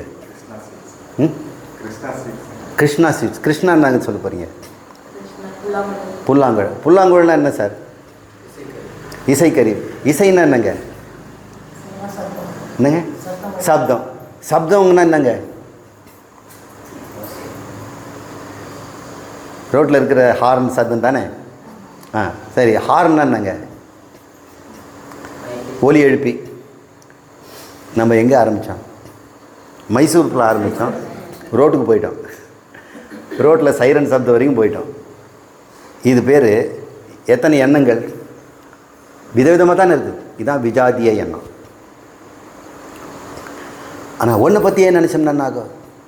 இப்போ மைசூர் பாக்குன்னு சொன்னார், அவர் ஏன் கிருஷ்ணா ஸ்வீட்ஸ்ன்னு சொன்னாங்க? அப்போ கிருஷ்ணக்கு ஏன் போனோம்? மைசூர் பாக்கை பற்றினா மைசூர் பாக்கை பற்றி தான் நினைக்கணும். மைசூர் பாக்கில் என்ன இருக்குது? கடலை மாவு இருக்குது, நெய் இருக்குது, சர்க்கரை இருக்குது. அப்புறம் எப்படி மூணுக்கு எப்படி கலக்க போகிறோம்? பாகு முதல்ல எப்படி செய்ய போகிறோம்? எப்படி அந்த மாவை உள்ள கொட்ட போகிறோம்? அப்புறம் எப்படி கிண்டிகிட்டே இருக்க போகிறோம்? எப்படி பதம் பார்க்குறது? பாகுக்கு எப்படி பதம் பார்க்குறது? எந்த பாகில் இந்த மாவை கொட்டணும்?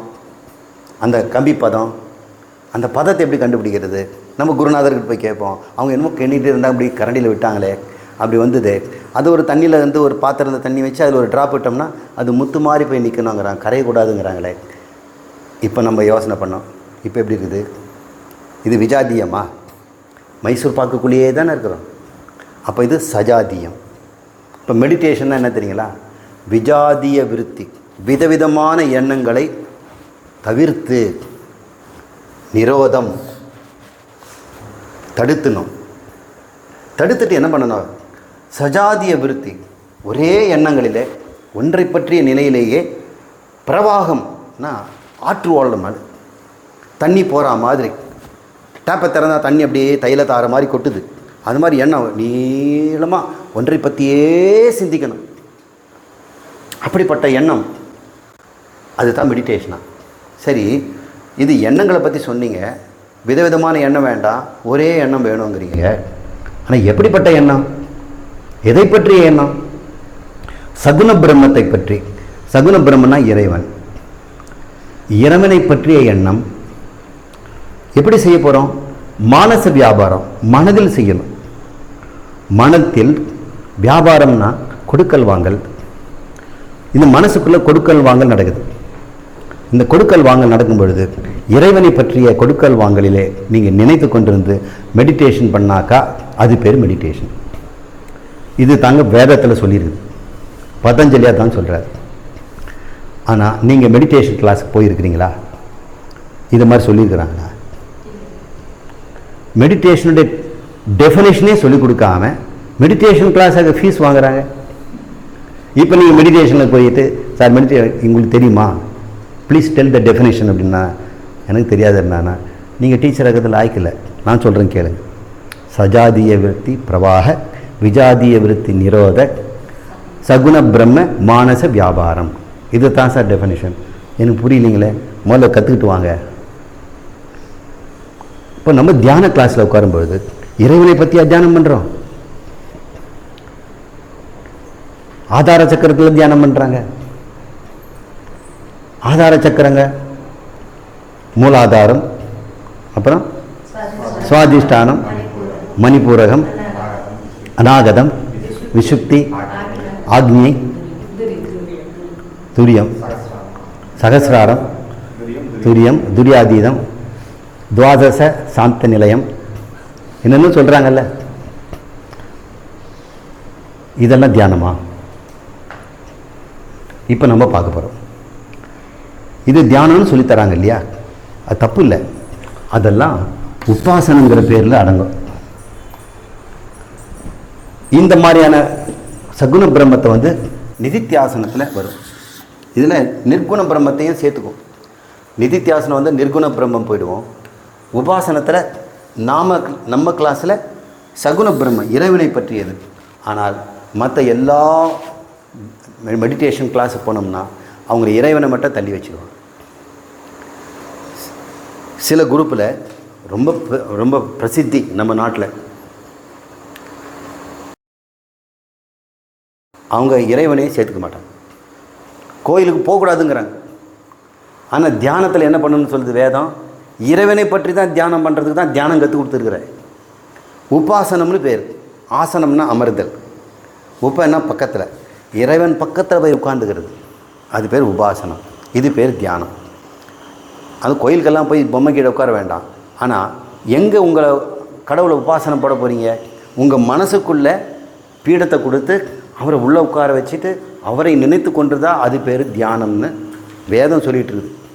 ஆனால் இவங்க எங்கேருந்து கண்டுபிடிச்சாங்க தெரியல. எல்லா மெடிடேஷன் கிளாஸில் நீங்கள் போனீங்கன்னா இறைவனை மட்டும் அவங்க விட்டுடுவாங்க. இறைவனை விட்டு மெடிடேஷன் பண்ணி என்ன பிரயோஜனம் சொல்லுங்கள்?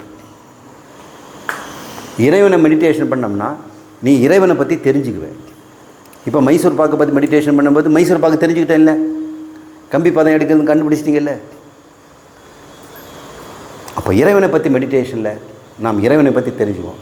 கடைசியில் என்ன கண்டுபிடிப்போம்? இறைவனை பற்றி கடலா நானே அதுதான் அப்படின்னு மெடிடேஷன் மூலம் கண்டுபிடிக்கணும் அப்படின்னு சொல்கிறோம். இப்போ மெடிடேஷன் எதுக்காகன்னா கற்ற கல்வியை சிந்தித்து பழகுதல். கற்ற கல்வியை சிந்தித்து பழகுதல். நாமே சிந்தித்து பார்க்கணும், விசாரிக்கணும். இந்த விசாரிக்கிறதுக்கு எப்படிப்பட்ட மனசு வேணும்? ஒருமுகப்பட்ட மனசு வேணும். அதுக்கு தியானம் வேணும். அந்த தியானத்தை இன்றைக்கி நம்ம பார்க்க போகிறது உபாசனம், நிதித்தியாசனம்.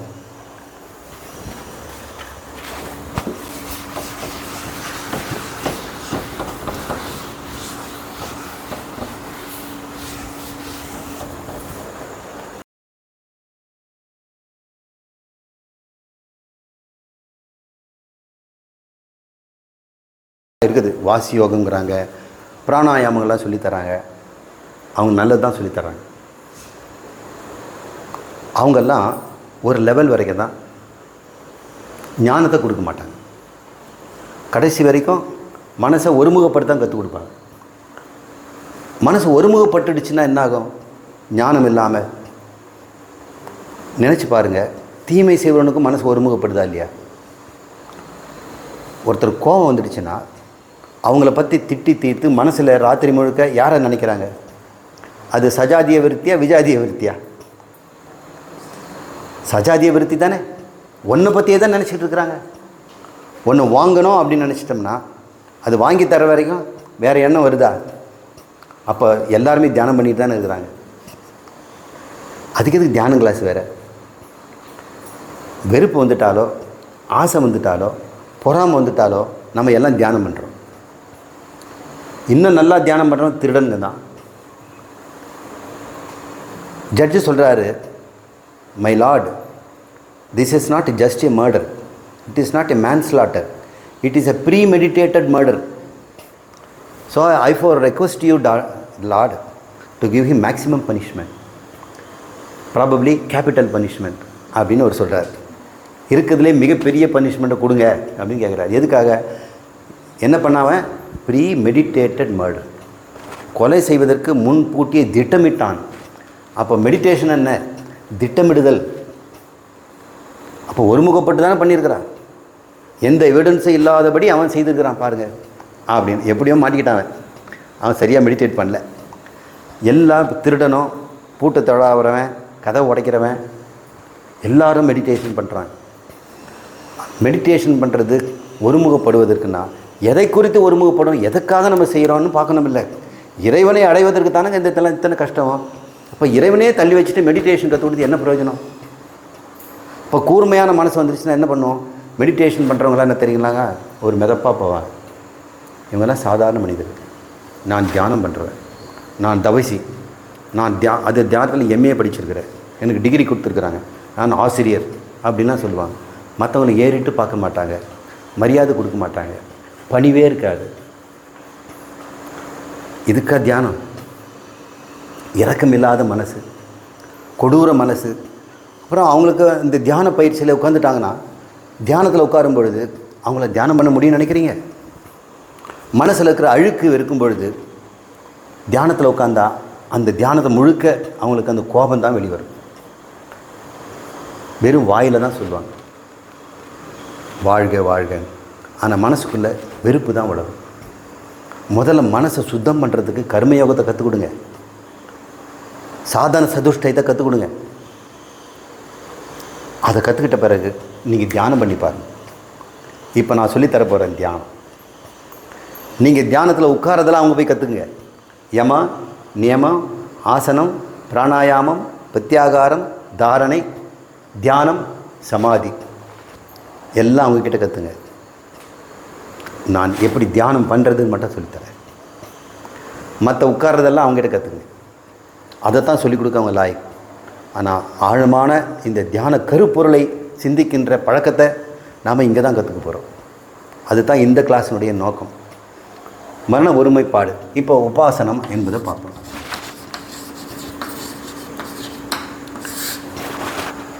உபாசனம் என்பதில்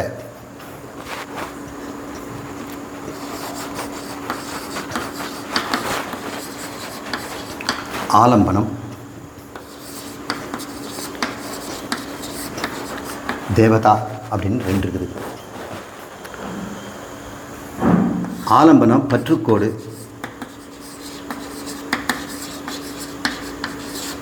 தேவதைனா தெய்வம்.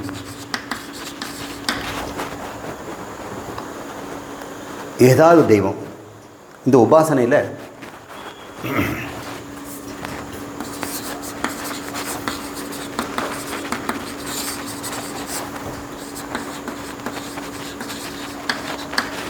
அகங்கிருக உபாசனம் அப்படின்னு இருக்கு.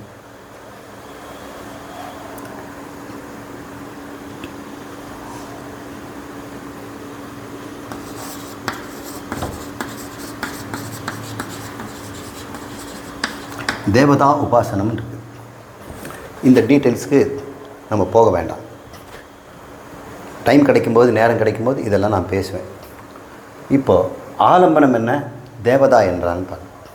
எந்த ஒரு தியானமாக இருந்தாலும் மனசு செயல்படணுமா இல்லையா சொல்லுங்கள். மனசை வச்சு தானே தியானம் பண்ணுறோம். ஆனால் தியானம் பண்ணுவாங்க, மனசில் எதுவுமே எண்ணம் வரக்கூடாதும்பாங்க. எண்ணம் வரலாம், அதுக்கு என்னங்க தியானம்? தியானம்னா என்ன? மனம் வேலை செய்தால் தான் தியானம். மனமே இல்லாத போயிடுச்சுன்னா அது தியானம் இல்லை, அது பேர் சமாதி. சமாதிக்கும் தியானத்துக்கும் வித்தியாசம் தெரியல.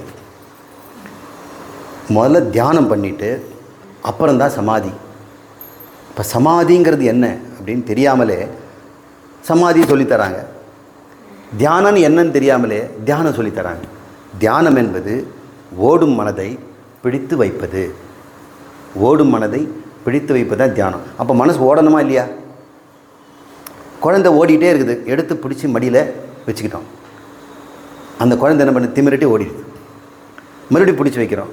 இப்படி தொடர்ந்து செய்கிறோம் பார்த்தீங்களா, இது பேர் தியானம். எப்போ அந்த குழந்தை மடியில் உட்காந்துட்டு இது மாதிரி தூங்கிடுச்சோ அப்போ அது சமாதி. இப்போ நான் என் மனசை நான் உன்னிப்பாக கவனிக்கிறேன். அது எங்கே போகுதுன்னு பார்க்குறேன். சாமியை பற்றி நினச்சிட்ருக்கிற, அது வேறு எங்கேயோ போதா, பிடி எடுத்து உட்கார வை அப்படின்னு பிடிக்கிறோம். குழந்தைய பிடிச்சி உட்கார வைக்கிறோம். மறுபடியும் என்ன பண்ணுறோம், அது எழுந்து ஓடுது. அப்புறம் கொஞ்ச நேரம் ஆன பிறகு இந்த தியானம் பலமாகும் பொழுது இனிமேல் மனசு ஓடுறதை நிறுத்திட்டு ஒரே இடத்துல அமர்ந்துடும். அமர்ந்துருச்சுன்னா அது பேர் சமாதி. உங்களுக்கு சமாதி அனுபவம் வந்துருக்குதா? எப்படி சமாதி இருக்குன்னு உங்களுக்கு தெரியுமா? இப்போ தியானம் பண்ணி பார்த்தானே தெரியும். ஆனால் எத்தனையோ பேர் தியானம் பண்ணிட்டு தான் இருக்கிறாங்க. ஆனால் சமாதி அடைந்தமா, சமாதின்னா என்ன அப்படின்னு தெரிஞ்சுக்காமலே 12 வருஷமாக தியானம் பண்ணுறவங்களாம் இருக்கிறாங்க. அப்புறம் என்கிட்ட கேட்ட பிறகு இது தானா தியானம் சார், நாங்கள் இத்தனை வருஷம் வேஸ்ட் பண்ணிட்டோமே, இனிமேல் தியானம் பண்ண வேண்டாம் சார், இதை புரிஞ்சுக்கிட்டாலே போதும். புரிஞ்சுக்கிட்டாலே தியானம் முடிஞ்ச மாதிரி தான். ஏன் தியானமே இதை புரிந்து கொள்வதுக்கு தான்.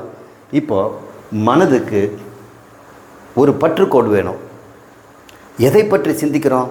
தேவதையை பற்றி சிந்திக்கிறோம். தெய்வம்னா இப்போ நாயனார்களை பற்றி செய்துங்கிறான். நாயனாரை பற்றி தெய்வம். முருகன் ஒரு தெய்வம், சிவன் நமக்கு ஒரு தெய்வம்.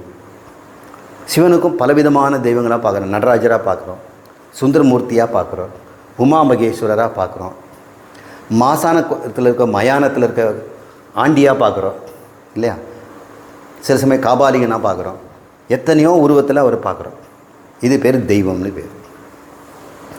இந்த தெய்வத்தை நாம் நினைத்து பார்ப்பதற்கு ஏதாவது ஒரு அடையாளம் வேணும் இல்லையா? அந்த அடையாளம் பேர் தான் ஆலம்பனம், பற்றுக்கோடு. நிறைய பேர் ஒரு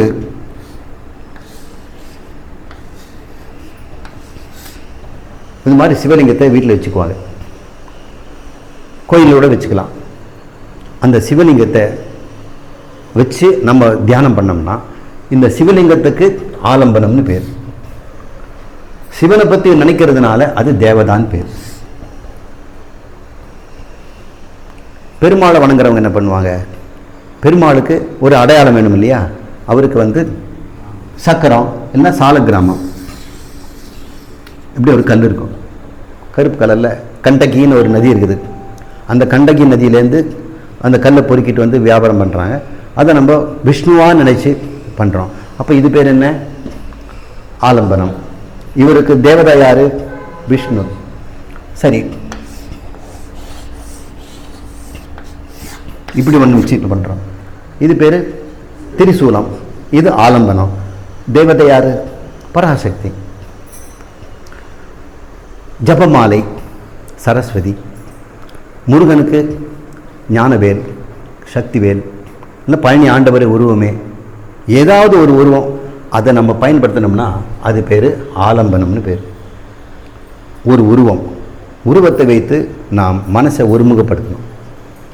மைசூர் பாக்குங்கிற ஒரு உருவத்தை வச்சு நம்ம அதை பற்றி பண்ணோம் இல்லையா? அப்போ நம்முடைய மனசுக்கு தியானத்துக்கு என்ன பண்ணோம்? ஆலம்பனம் என்ன? மைசூர் பாக்கு. அதில் தேவதை என்ன?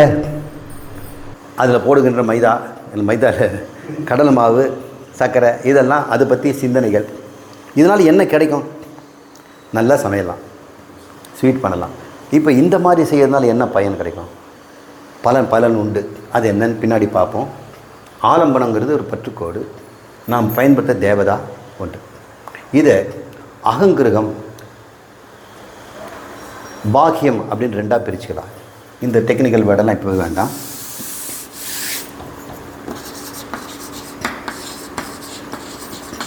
உள்வெளி அப்படின்னு பிரிச்சுக்கோம். இந்த ஆலம்பனம் உள்ளே வச்சுக்கலாம், வெளியே வச்சுக்கலாம். தேவதா அதுக்கேற்ற மாதிரி நம்ம மாறும். உங்களுக்கெல்லாம் பழக்கமான ஒரு ஆலம்பனம் சொல்கிறேன். அது உள்ள இருக்கும். வெளியே இருக்கிறது சிவலிங்கம், சூலம், கண்டகி, கல்லில் இருக்கக்கூடிய ஒரு கல், சாலக்கிராமம்னு பேர். இல்லை வேறு எந்தாவது ஒரு படம், அது பேர் பிரதிமா. ஒரு உருவம். பிரதிபா அப்படின்னா ஒரு எண்ணம். ஓம் அப்படின்னு ஒரு எழுதி வச்சுட்டு அதை தியானம் பண்ணுவாங்க. ஓம் அப்படின்னு தியானம் பண்ணலாம். இப்போ இது உருவத்தை செவுரில் வரைஞ்சி வச்சிட்டோம்னு சொன்னால் அது பிரதிமா. மனசில் அதை பற்றி நினச்சோம்னா பிரதீபா. தியானத்தில் இதெல்லாம் இருக்குது. உங்களுக்கு வேணும்னா நம்ம அந்த பயிற்சியை நம்ம பண்ணுவோம். மண்டபத்தில் உட்காந்து தியானம் பண்ணி எப்படி பண்ணுறது நாளைக்கு கூடவே உங்களுக்கு சொல்லித்தரேன். இப்போ தேவதால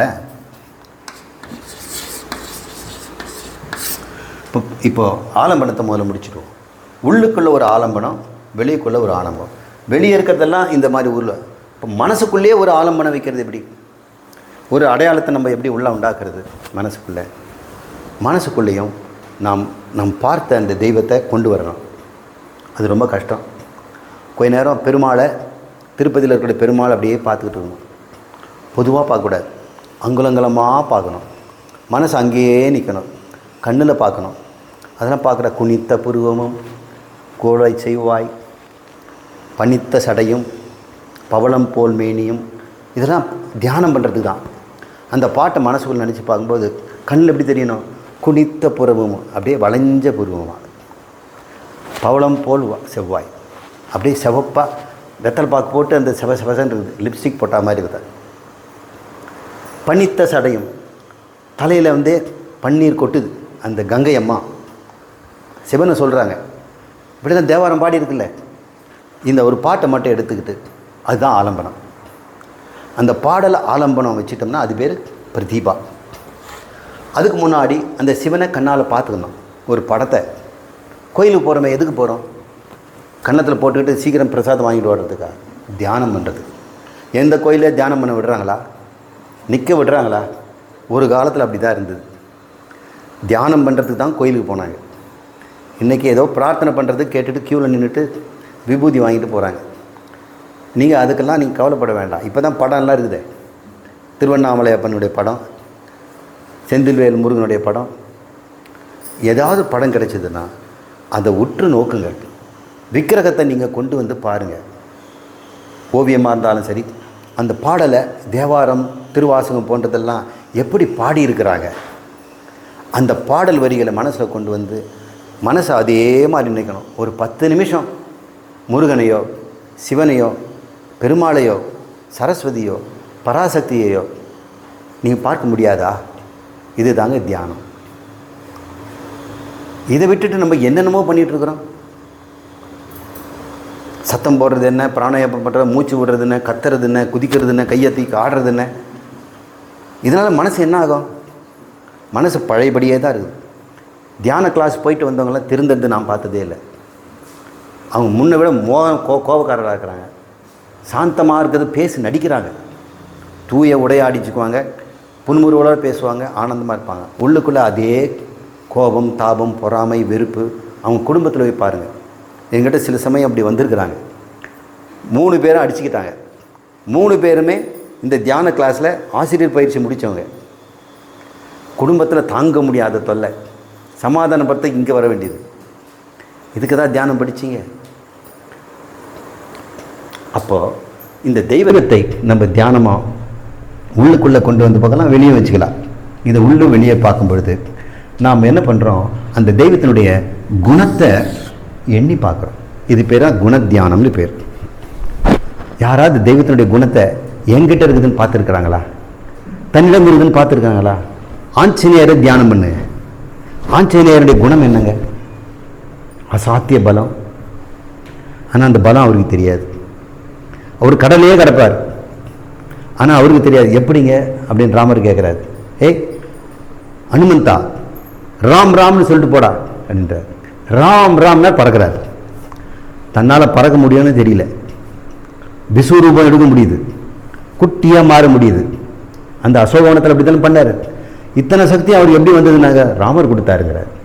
ராமர் கொடுக்கல, அவர்கிட்ட ஏற்கனவே இருந்தது. அப்போது தன்னிருக்கிற பலத்தை கூட ராமர் கொடுத்தாருன்னு சொல்கிற ஒரு தாசிய பாவத்தை நம்மக்கிட்ட வச்சுருக்கிறோமா? ஆஞ்சநேயரை சாமி மட்டும் கும்பிட்றோமே, தியானம் பண்ணக்கூடாதா? ஆஞ்சநேயர்கிட்ட குணம் என்னங்க? எப்படி இரவும் பகலும் ராமருக்காக வாழ்ந்தார். அவர் காலடியே கிடந்தார்.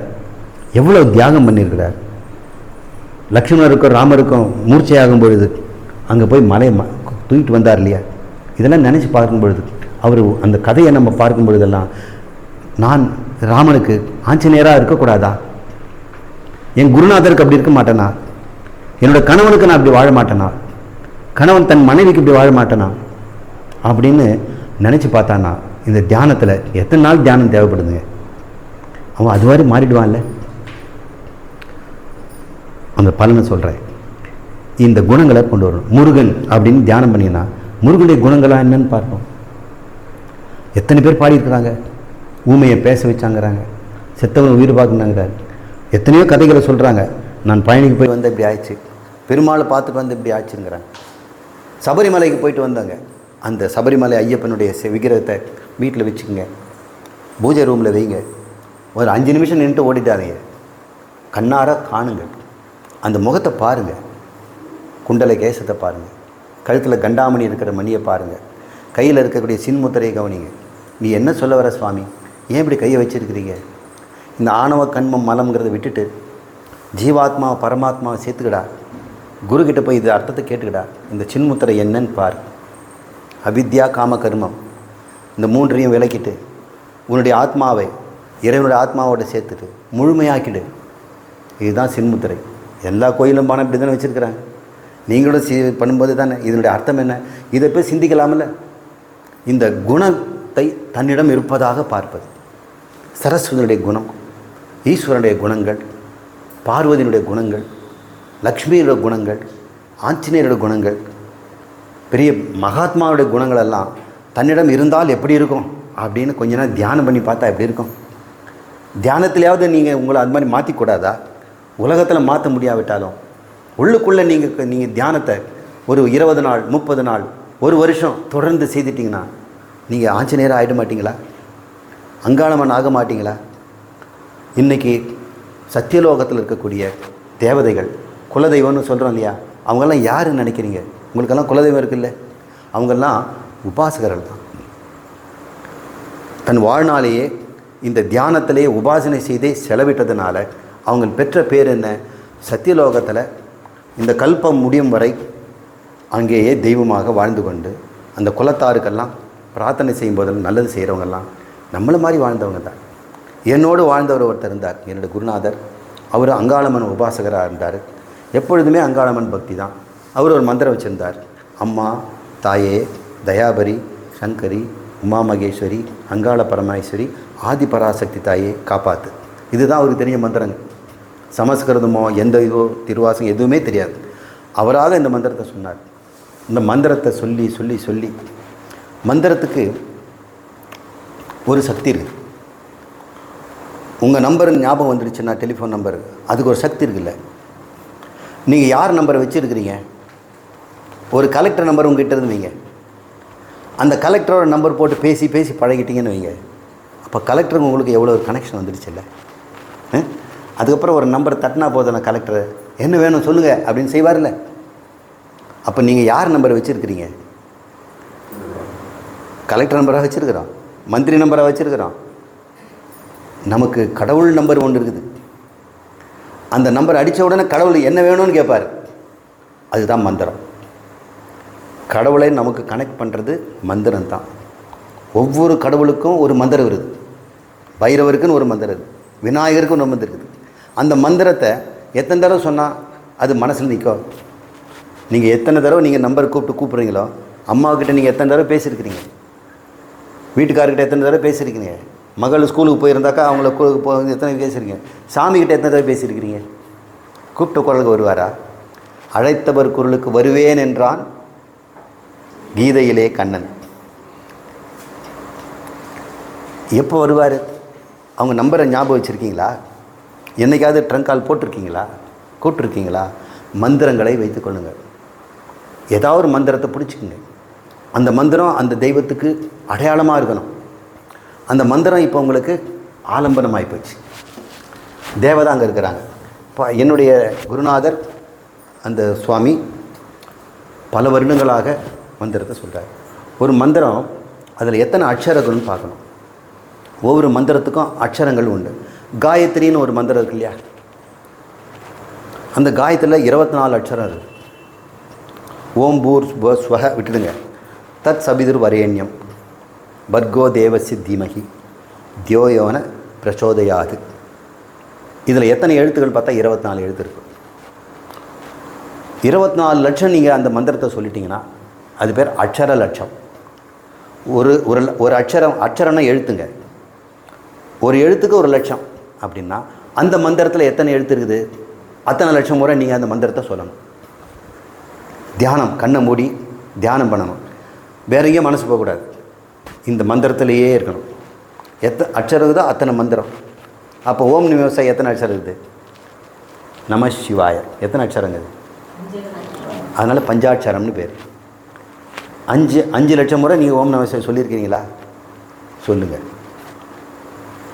ஓம் நமோ நாராயணாய 8 அட்சரம் அதில் இருக்குது.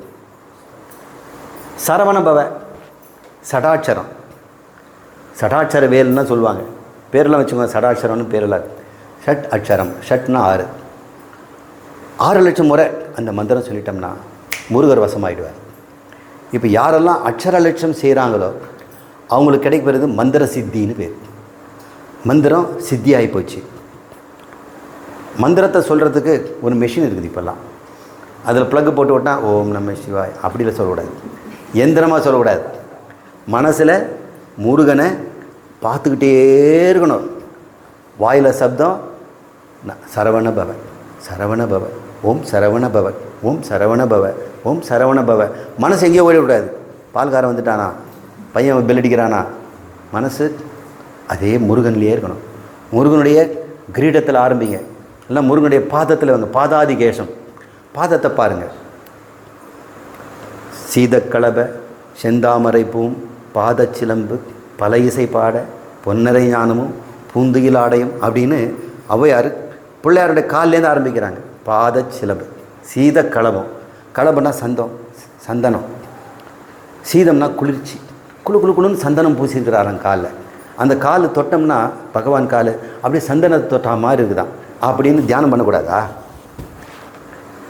அப்போ ஓம் கம் கணபதி, ஓம் கம் கணபதியே நம்ம, ஓம் கம் கணபதியே, இதுதான் அவருடைய மந்திரம், மூல மந்திரம். இந்த மந்திரத்தை சொல்லிட்டு ஔவையார் சொன்ன மாதிரி அந்த பாதத்திலேயே கொஞ்ச நேரம் இருங்களேன். பகவானே எனக்கு ஞானமும் வைராகியம் கூட. 2 பாதம் வச்சுருக்கிறேன். பாதச்சிலம்பு பல இசை பாட, அந்த பாதத்தில் சிலம்பு பல இசை பாடுதான். என்னென்னு? வைராகியம் கொல்லு, ஞானத்தை விட்டுடாத. ஞானம் வைராகியம் 2 பாதமாக 2, ஒரு பாதம் ஞானம், ஒரு பாதம் வைராகியம், இப்படின்னு தியானம் பண்ணணும். இது தியானம் பண்ணணும்னா இந்த விஷயம் நமக்கு தெரிஞ்சிருக்கணும். இல்லை நம்ம தெரிஞ்சுக்கிட்டோமா? கடவுளை பற்றி என்ன தெரியும் நமக்கு? ஒருத்தரை நல்லா தெரிஞ்சால் தானங்க நண்பு பண்ண முடியும். முன்பின் தெரியாத வீட்டில் வந்து நின்னாக்கா நீங்கள் அன்பாக இருப்பீங்களா? வாங்க சார் அப்படின்னு சொல்லுவீங்களா? முதல்ல பயந்துருவீங்க. எதுக்கு வந்திருக்கா, ஏன் வந்திருக்காருன்னு தெரியல. ஃபைலெல்லாம் வச்சுட்டு வரதை பார்த்தோம்னா வரி வாங்க வந்திருக்கிறாரோ, ஏதாவது டாக்ஸ் போட வந்திருக்கிறாரோ அப்படின்னு தான் பயப்படுவாங்க. நான் சில சமயம் தோளில் பையன் இந்த ஃபைலோடு போகினேன். சில பேருக்கு பார்த்த உடனே அவர் இல்லைங்க நீங்கள் அப்புறம் வாங்க. ஒரு முறை அப்படி தான் எங்கேயோ ஒரு புதுக்கோட்டை ஏதோ ஒரு இடத்துல என்னுடைய நண்பன் ரொம்ப காலத்துக்கு முன்னாடி இருந்தான். அவனை பார்க்கலாம், அந்த ஊர் போனோன்னா அவனை ஞாபகம் வந்துடுச்சு. முனியாண்டியை பார்த்துடலாமே என்ன, இங்கே தானே இந்த கிராம பேங்க்கில் வேலை செய்தானே. அந்த கிராம பேங்க்கில் போய் கேட்டேன், சார் அவர் தெருக்கிட்ட தான் இருக்கிறாரு, அவர் ரிட்டையர் ஆகிட்டார், மேனேஜர் அப்படின்னு சொன்னார். அப்புறம் அவங்க போய் இருக்க அவங்க வீட்டுக்காரங்க பார்த்தோன்னே பயந்தே போயிட்டாங்கல்ல. அவர் இல்லைங்க, அவர் இல்லைங்க, அப்புறம் வாங்க அப்புறம் வாங்க. அப்புறம் முனியாண்டி தாங்க என் கூட படித்தவங்க, என் பேர் சொல்லியிருப்பார், நம்ம அங்கே தானே படித்தார், அந்த ஊரில் தானே இருந்தார் அப்படின்னு கொஞ்சம் சொன்னோம். ஓ நீங்களா? அது அறிவு வந்த பிறகு அன்பு எவ்வளோ வருது பாருங்க. நம்ம கடவுள் மேலே அன்பு வைக்கணும்னா அவரை பற்றி என்ன தெரியும்? ஒன்றுமே தெரியாமல் கோயிலில் போய் நின்றுட்டு அன்பு அன்பே சிவம்னா இப்படி முருகருக்கு வந்துடுவாரா? அவரை பற்றி என்ன தெரியும் உனக்கு? அதனால் தோத்திர பாடல்கள், திருவாசகம், தேவாரம், திருமுருகாற்றுப்படை அல்லது அருணகிரிநாதர் எழுத திருப்புகழ், கந்தர் அனுபூதி, கந்தர் அலங்காரம், இதெல்லாம் காதால் கேளுங்க. இப்போ மார்கழி மாதம் வந்துடுச்சு. மார்கழி திங்கள் மதி நிறைந்த நல்லாடால் 30 பாட்டை மனப்பாடம் பண்ணு. அப்புறம் திருவெம்பாவே எழுதியிருக்கிறார் மாணிக்க வாசகர் 20 பாட்டு, அதையும் மனப்பாடம் பண்ணிங்க. இந்த மனனம் பண்ண பண்ண மனசில் அந்த உருவங்களெல்லாம் நம்ம கண்ணுக்கு தெரிய ஆரம்பிச்சிடும். கடவுள் கண்ணுக்கு காட்சி கொடுப்பார். எவன் ஒரு உபாசனையில் முருகனை பார்த்து பார்த்து பழகிட்டானோ, விரல் விலேந்து அடைஞ்சிட்டான், கடலில் தண்டையை பார்த்தான், முழங்கால பார்க்குறான், அவனுடைய இடுப்பில் இருக்கிற இந்த கோவண தாண்டியை பார்க்குறான், அப்புறம் மார்பில் பார்க்குறான், மார்பு அழகு, கைகள் கிட்ட இருக்க தண்டம், அப்புறம் முகத்தில் இருக்க விஷாலம், அந்த குழந்தை முகத்தில் அவன் எல்லாத்தையும் திறந்துட்டான். ஞானம் மட்டுமே அடிவாக இருக்கிறான். பழனி ஆண்டி, அவனை பார்த்து பார்த்து ரசிங்க, உபாசனை பண்ணுங்க, சரவண பவ சொல்லிகிட்டே இருங்க. அந்த 6 லட்சம் முறை முடிஞ்சு போச்சுன்னு வச்சுங்க. இது வரைக்கும் நீங்கள் மனசை முருகனுடைய உருவத்திலேயே வச்சுருக்கணும். அந்த பிரகாசத்திலே இருக்கணும். மந்திரமும் இருக்கக்கூடாது. திடீர்னு மனசு போயிடுச்சுன்னா கொண்டு வந்துடணும். அதான் விஜாதிய விருத்தி நிரோத சஜாத விருத்தி.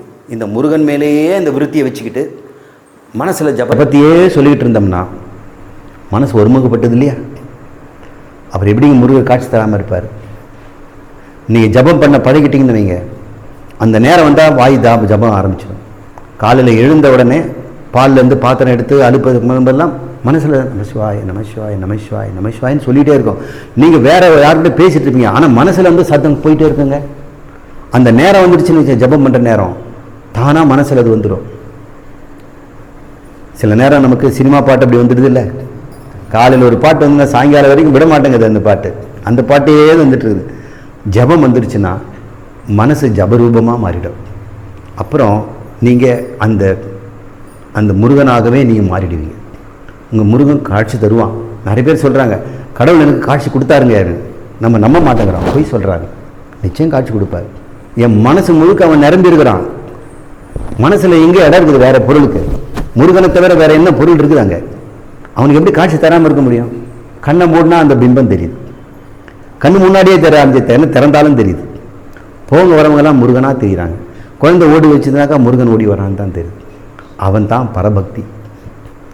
அந்த அவனுக்கு அவன் இறந்த பிறகு அவன் எங்கே போனான்? சத்தியலோகத்தில் போய் சாரூபம்னு சொல்கிறாங்க. அந்த ரூபமாகவே ஆயிடுறான். சாரூபம் இல்லைன்னா சாமீபம், அவர் பக்கத்தில் போயிடுவான், சமீபம் ஆகிடுவான். சாரூபம், சாமீபம், சாலோகம். அவனுடைய உலகத்தில் வாழ, அந்த பக்தர்கள் வாழ்கின்ற உலகத்தில் போய் வாழ ஆரம்பிச்சிடுவான். இன்னும் இந்த உபாசனை ரொம்ப அதிகமான சாயுஜ்யம், அவனாகவே மாறிடுவார். அப்புறம் எங்கள் கோயிலையாவது முருகருக்கு செலை வச்சு கும்பாபிஷேகம் பண்ணாக்கா அங்கே முருகனாக வந்துடுவார். எத்தனை முருகர் கோயில் இருக்குதோ அங்கெல்லாம் அத்தனை பேரும் சத்தியலோகத்தில் இருக்கிறவர்கள் தான் அங்கே வந்து நமக்கு கைங்கரியம் பண்ணுறாங்க. நமக்காக அங்கே முருகனாக இருக்கிறாங்க. ஆனால் அங்கே கோயிலில் உட்காந்துட்டு இருக்க மாட்டாங்க, அவங்க சத்தியலோகத்தில் இருப்பாங்க. உங்கள் மந்திரம் தான் அவங்கள கூப்பிடும். இப்போ மந்திர ஜபம், உபாசனை புரிஞ்சுக்கிட்டீங்களா? உபாசனைங்கிறது தியானத்தில் ஒரு பகுதி. எங்கேயாவது தியானம் சொல்லிக் கொடுக்குறாங்களா? உபாசனை சொல்லிக் கொடுத்தாங்களா? பிழைக்கிற வழியே காணுமே. நீங்கள் செய்வீங்களா? வாழ்க்கையில் கொஞ்ச நேரமாவது நம்ம ஜபத்துக்கும் உபாசனைக்கும் குலதெய்வத்தின் மீதோ, அது 18 கருப்பனாக இருக்கட்டும் போட்டோம், அல்லது வீரபத்ரனாக இருக்கட்டும், மாசான்யமாக இருக்கட்டும், அவங்கவுங்களுக்கு என்னென்ன தெய்வம் இருக்குதோ அதுக்குண்டான மூல மந்திரத்தை நீங்களே உண்டாக்குங்க. மூல மந்திரம் இல்லையா? நான் சொல்லி கொடுத்தவர் அம்மா தாயே, இந்த மந்திரமே போதும். ஏதோ ஒரு மந்திரம், இந்த மந்திரத்தை நாம் உச்சரிக்க இது பேர் தான் உபாசனம்னு பேர். இந்த உபாசனத்தினால என்ன லாபம்? நேரம் என்னாச்சுமா? 7 ஆச்சா? 7 ஆகலை இன்னும். 1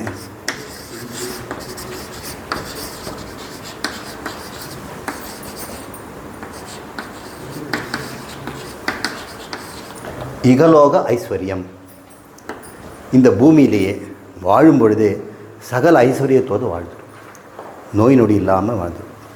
பொருளாதாரத்தை சிக்கலே வராது. நம்ம குலத்தில் இருக்கவங்கெல்லாம் தப்பு வழிக்கு போக மாட்டாங்க, மனம் தெரிஞ்சிருவாங்க. பிரிந்த குடும்பம்லாம் ஒற்றுமை ஆகிடும்.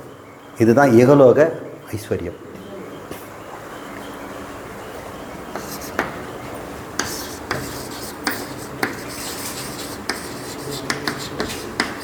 மனம் அலைப்பாயாது, சட்டன்னு முடிவெடுக்கும்.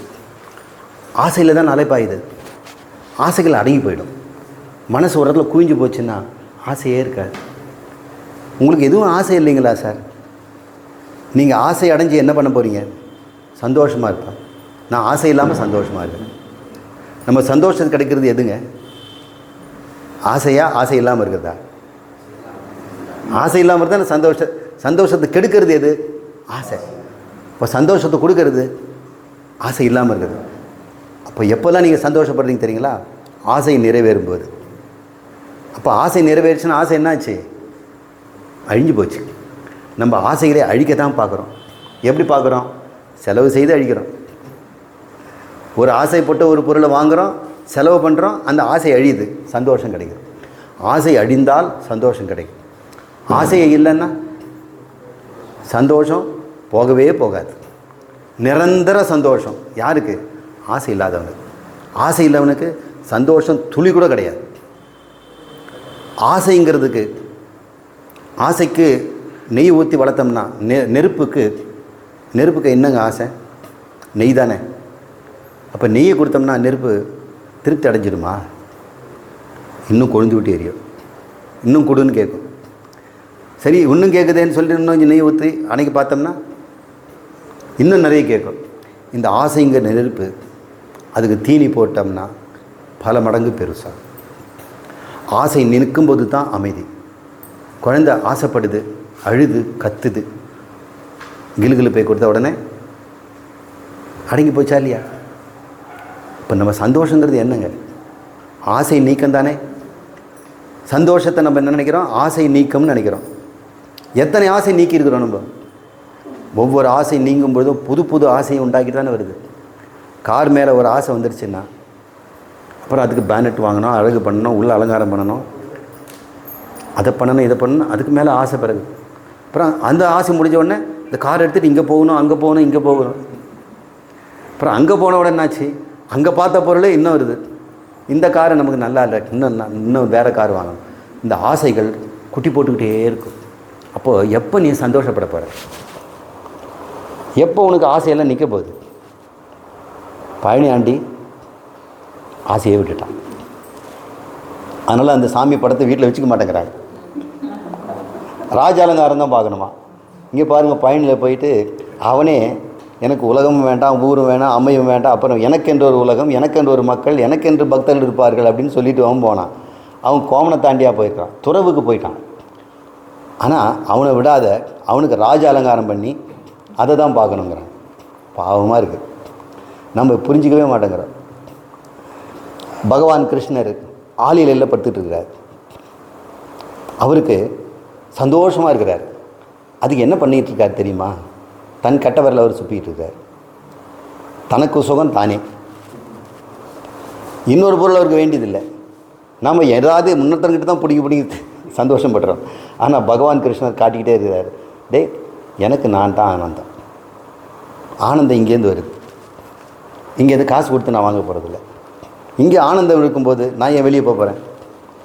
உபாசனையினால் ஒருவன் ஒரு ஆசை நீக்கம் அடைகிறான். அவனுக்கு ஐஸ்வர்யம் வரும் இல்லை? அப்போ தான் அவனுக்கு ஐஸ்வர்யம் வந்து சேரும். இவன் ஆசைப்பட்டனா கடனாளி ஆகிட்டு இருப்பான், கிரெடிட் அதிகமாகிட்டு இருக்கும். ஆசை நின்ன பிறகு ஐஸ்வர்யம் பெருகும், தானாக பெருகும். மூன்றாவது,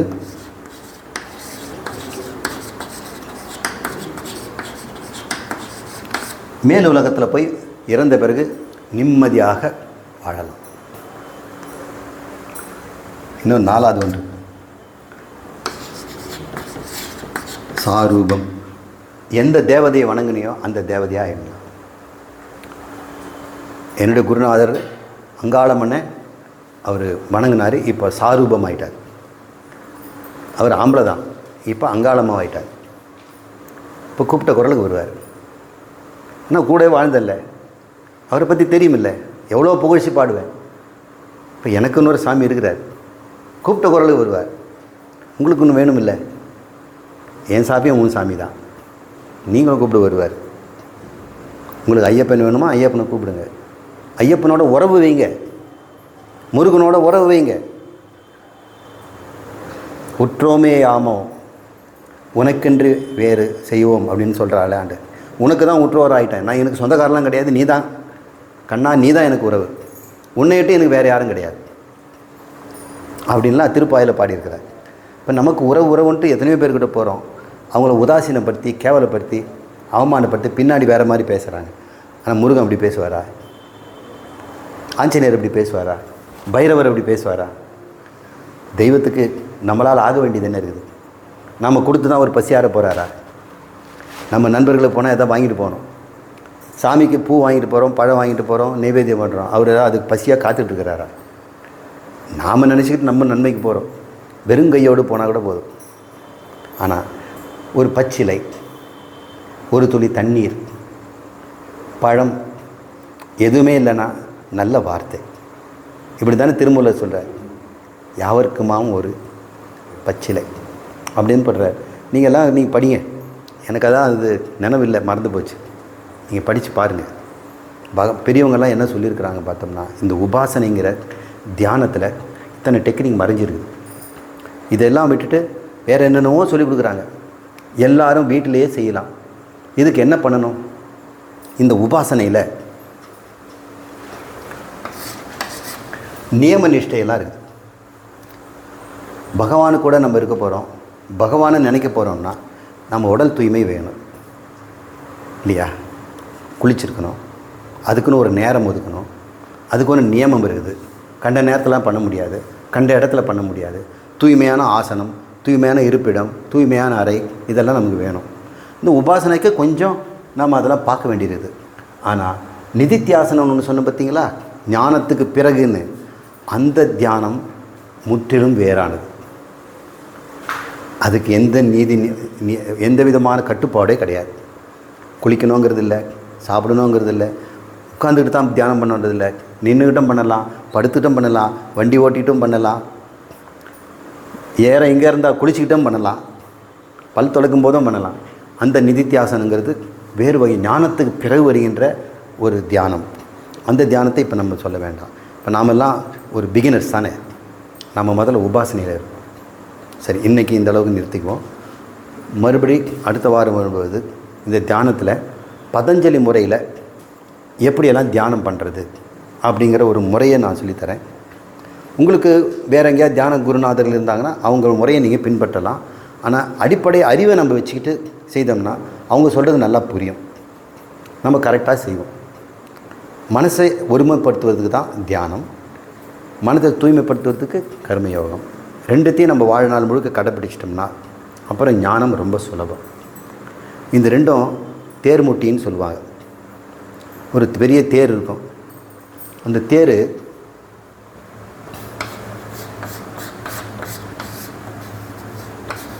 அப்படி தேர் வச்சுருக்கோம் வச்சுங்க, பெரிய சக்கரம் வச்சு.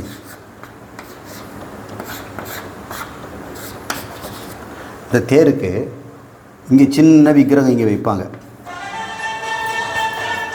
இதை கொண்டு போய் இதுக்கு மேலே ஏற்றணும்னா இதுக்கு பக்கத்தில் படிக்கட்டு வச்சுருப்பாங்க.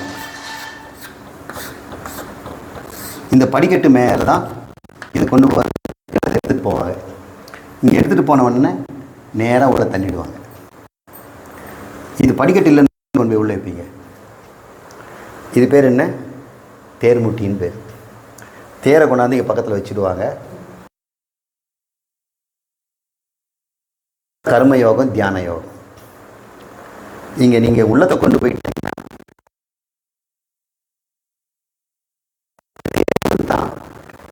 இந்த ஞானம், இந்த ஞான தேரில் உங்களோட மனசை கொண்டு போய் வைக்கணும்னா முதல்ல மனசில் அழுக்கு இருக்கக்கூடாது, சஞ்சலம் இருக்கக்கூடாது. சஞ்சலத்தை தியானத்தை உபாசனையினாலையும் கர்மயோகத்தினால தூய்மையும் அடைஞ்சிட்டா இந்த ரொம்ப சுலபமாக தேருக்குள்ளே போயிடும். இந்த ஞானம் சீக்கிரமே உங்களுக்கு வந்துடும். வாழும்பொழுதே ஜீவன் முக்தியாக பரபிரமமாக அவரோடு கலந்து ஆனந்தமாக வாழ்ந்துக்கிட்டே இருக்கலாம். எப்படிப்பட்ட வாழ்வு?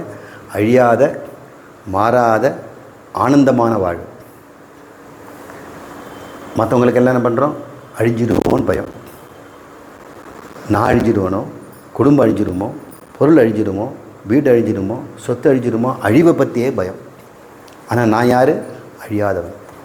மாறிடுமோ, இந்த இன்பம் மாறிடுமோ, நண்பர்கள் மாறிடுமாங்களோ, உறவு மாறிடுமோ, உடம்பு மாறிடுமோ, வயசாயிடுமோ, இந்த மாற்றத்தை பற்றி பயம். நான் மாறாதவன். எனக்கு சுகம் நிற்குமா, மறைஞ்சிடுமா, இனிமேல் வருமோ? இல்லை, ஆனந்தம். இந்த ஞானத்தினாவது உண்டாயிடும். நீங்கள் கண்டுபிடிச்சிடுங்க உங்களை. எப்போ போனாலும் நீங்கள் எப்படி வாழ்வீங்க? பயம் இல்லாமல் வாழ்வீங்க. அழிவு பற்றிய பயமோ, மாற்றம் பற்றி பயமோ, துக்கத்தை பயமோ, பயம் நீங்கிய வாழ்க்கை, இது பேர் அபயம்னு பேர். வேதம் சொல்லுது, ஏ ஜனகா, நீ அபயம் அடைந்து விட்டாய் அப்படின்னு ஞானம் அவர் பெற்ற பிறகு யாக்ஞவல்கின்ற ஒரு ரிஷி ஜனகமா ராஜாவுக்கு சொல்கிறார், நான் சொல்லதால சொல்லி கொடுத்துட்டேன்டா, இப்போ நீ அபயத்தில் இருக்கிறாய் அப்படின்னு சொல்கிறார். அப்போது யாம் இருக்க பயமேன் அப்படின்னு முருகர் சொல்கிறார். அப்படின்னா நான் அபயம்னு அர்த்தம். எல்லா சாமியும் இந்த கை வச்சு இல்லாமல் இருக்கிறாங்களா? இது வந்து அபயகரம்னு பேர். இன்னொன்று இப்படி வச்சுருப்பாங்க, இது வரதகரம்னு. எது வேணுமோ வாங்கிட்டு போ. உலக வாழ்க்கைக்கு வேணுமா வரதகரம், மோட்சம் வேணுமா அபயகரம். எல்லா சாமியும் இப்படி வச்சுருக்கிறது பார்த்துருக்கீங்களே. இதுக்கு என்ன அர்த்தம்? இது வரதகரம், அபயகரம். சாதாரண மக்களெல்லாம் இந்த கையை பார்த்துட்டு போங்க. ஞானியா, ஆத்ம வித்யாலயம் படிச்சிட்டியா, வா அபயகரம். நீயே நானும் வேற இல்லை. பயமற்று இரு. அழிவை பற்றிய, மாற்றத்தை பற்றிய, துக்கத்தை பற்றிய பயமற்ற நிலை தான் மாறாத அழியாத ஆனந்த ஸ்வரூபம் நான் என்று கண்டுபிடிப்பது. அது கண்டுபிடிக்கிறது தான் ஞானம். அதுக்கு வேண்டிய மனநிலை தான் இப்போ நம்ம உற்பத்தி பண்ணியிருக்கிறோம். நிறைவு செய்துக்கோமா. ஓம் பூர்ணமத பூர்ணமிதம் பூர்ணாத் பூர்ணமுதச்யதே பூர்ணஸ்ய பூர்ணம் ஆதாய பூர்ணம் ஏவாவசிஷ்யதே. ஓம் சாந்தி சாந்தி சாந்தி. ஹரி ஓம். ஸ்ரீ குருப்யோ நம. ஹரி ஓம்.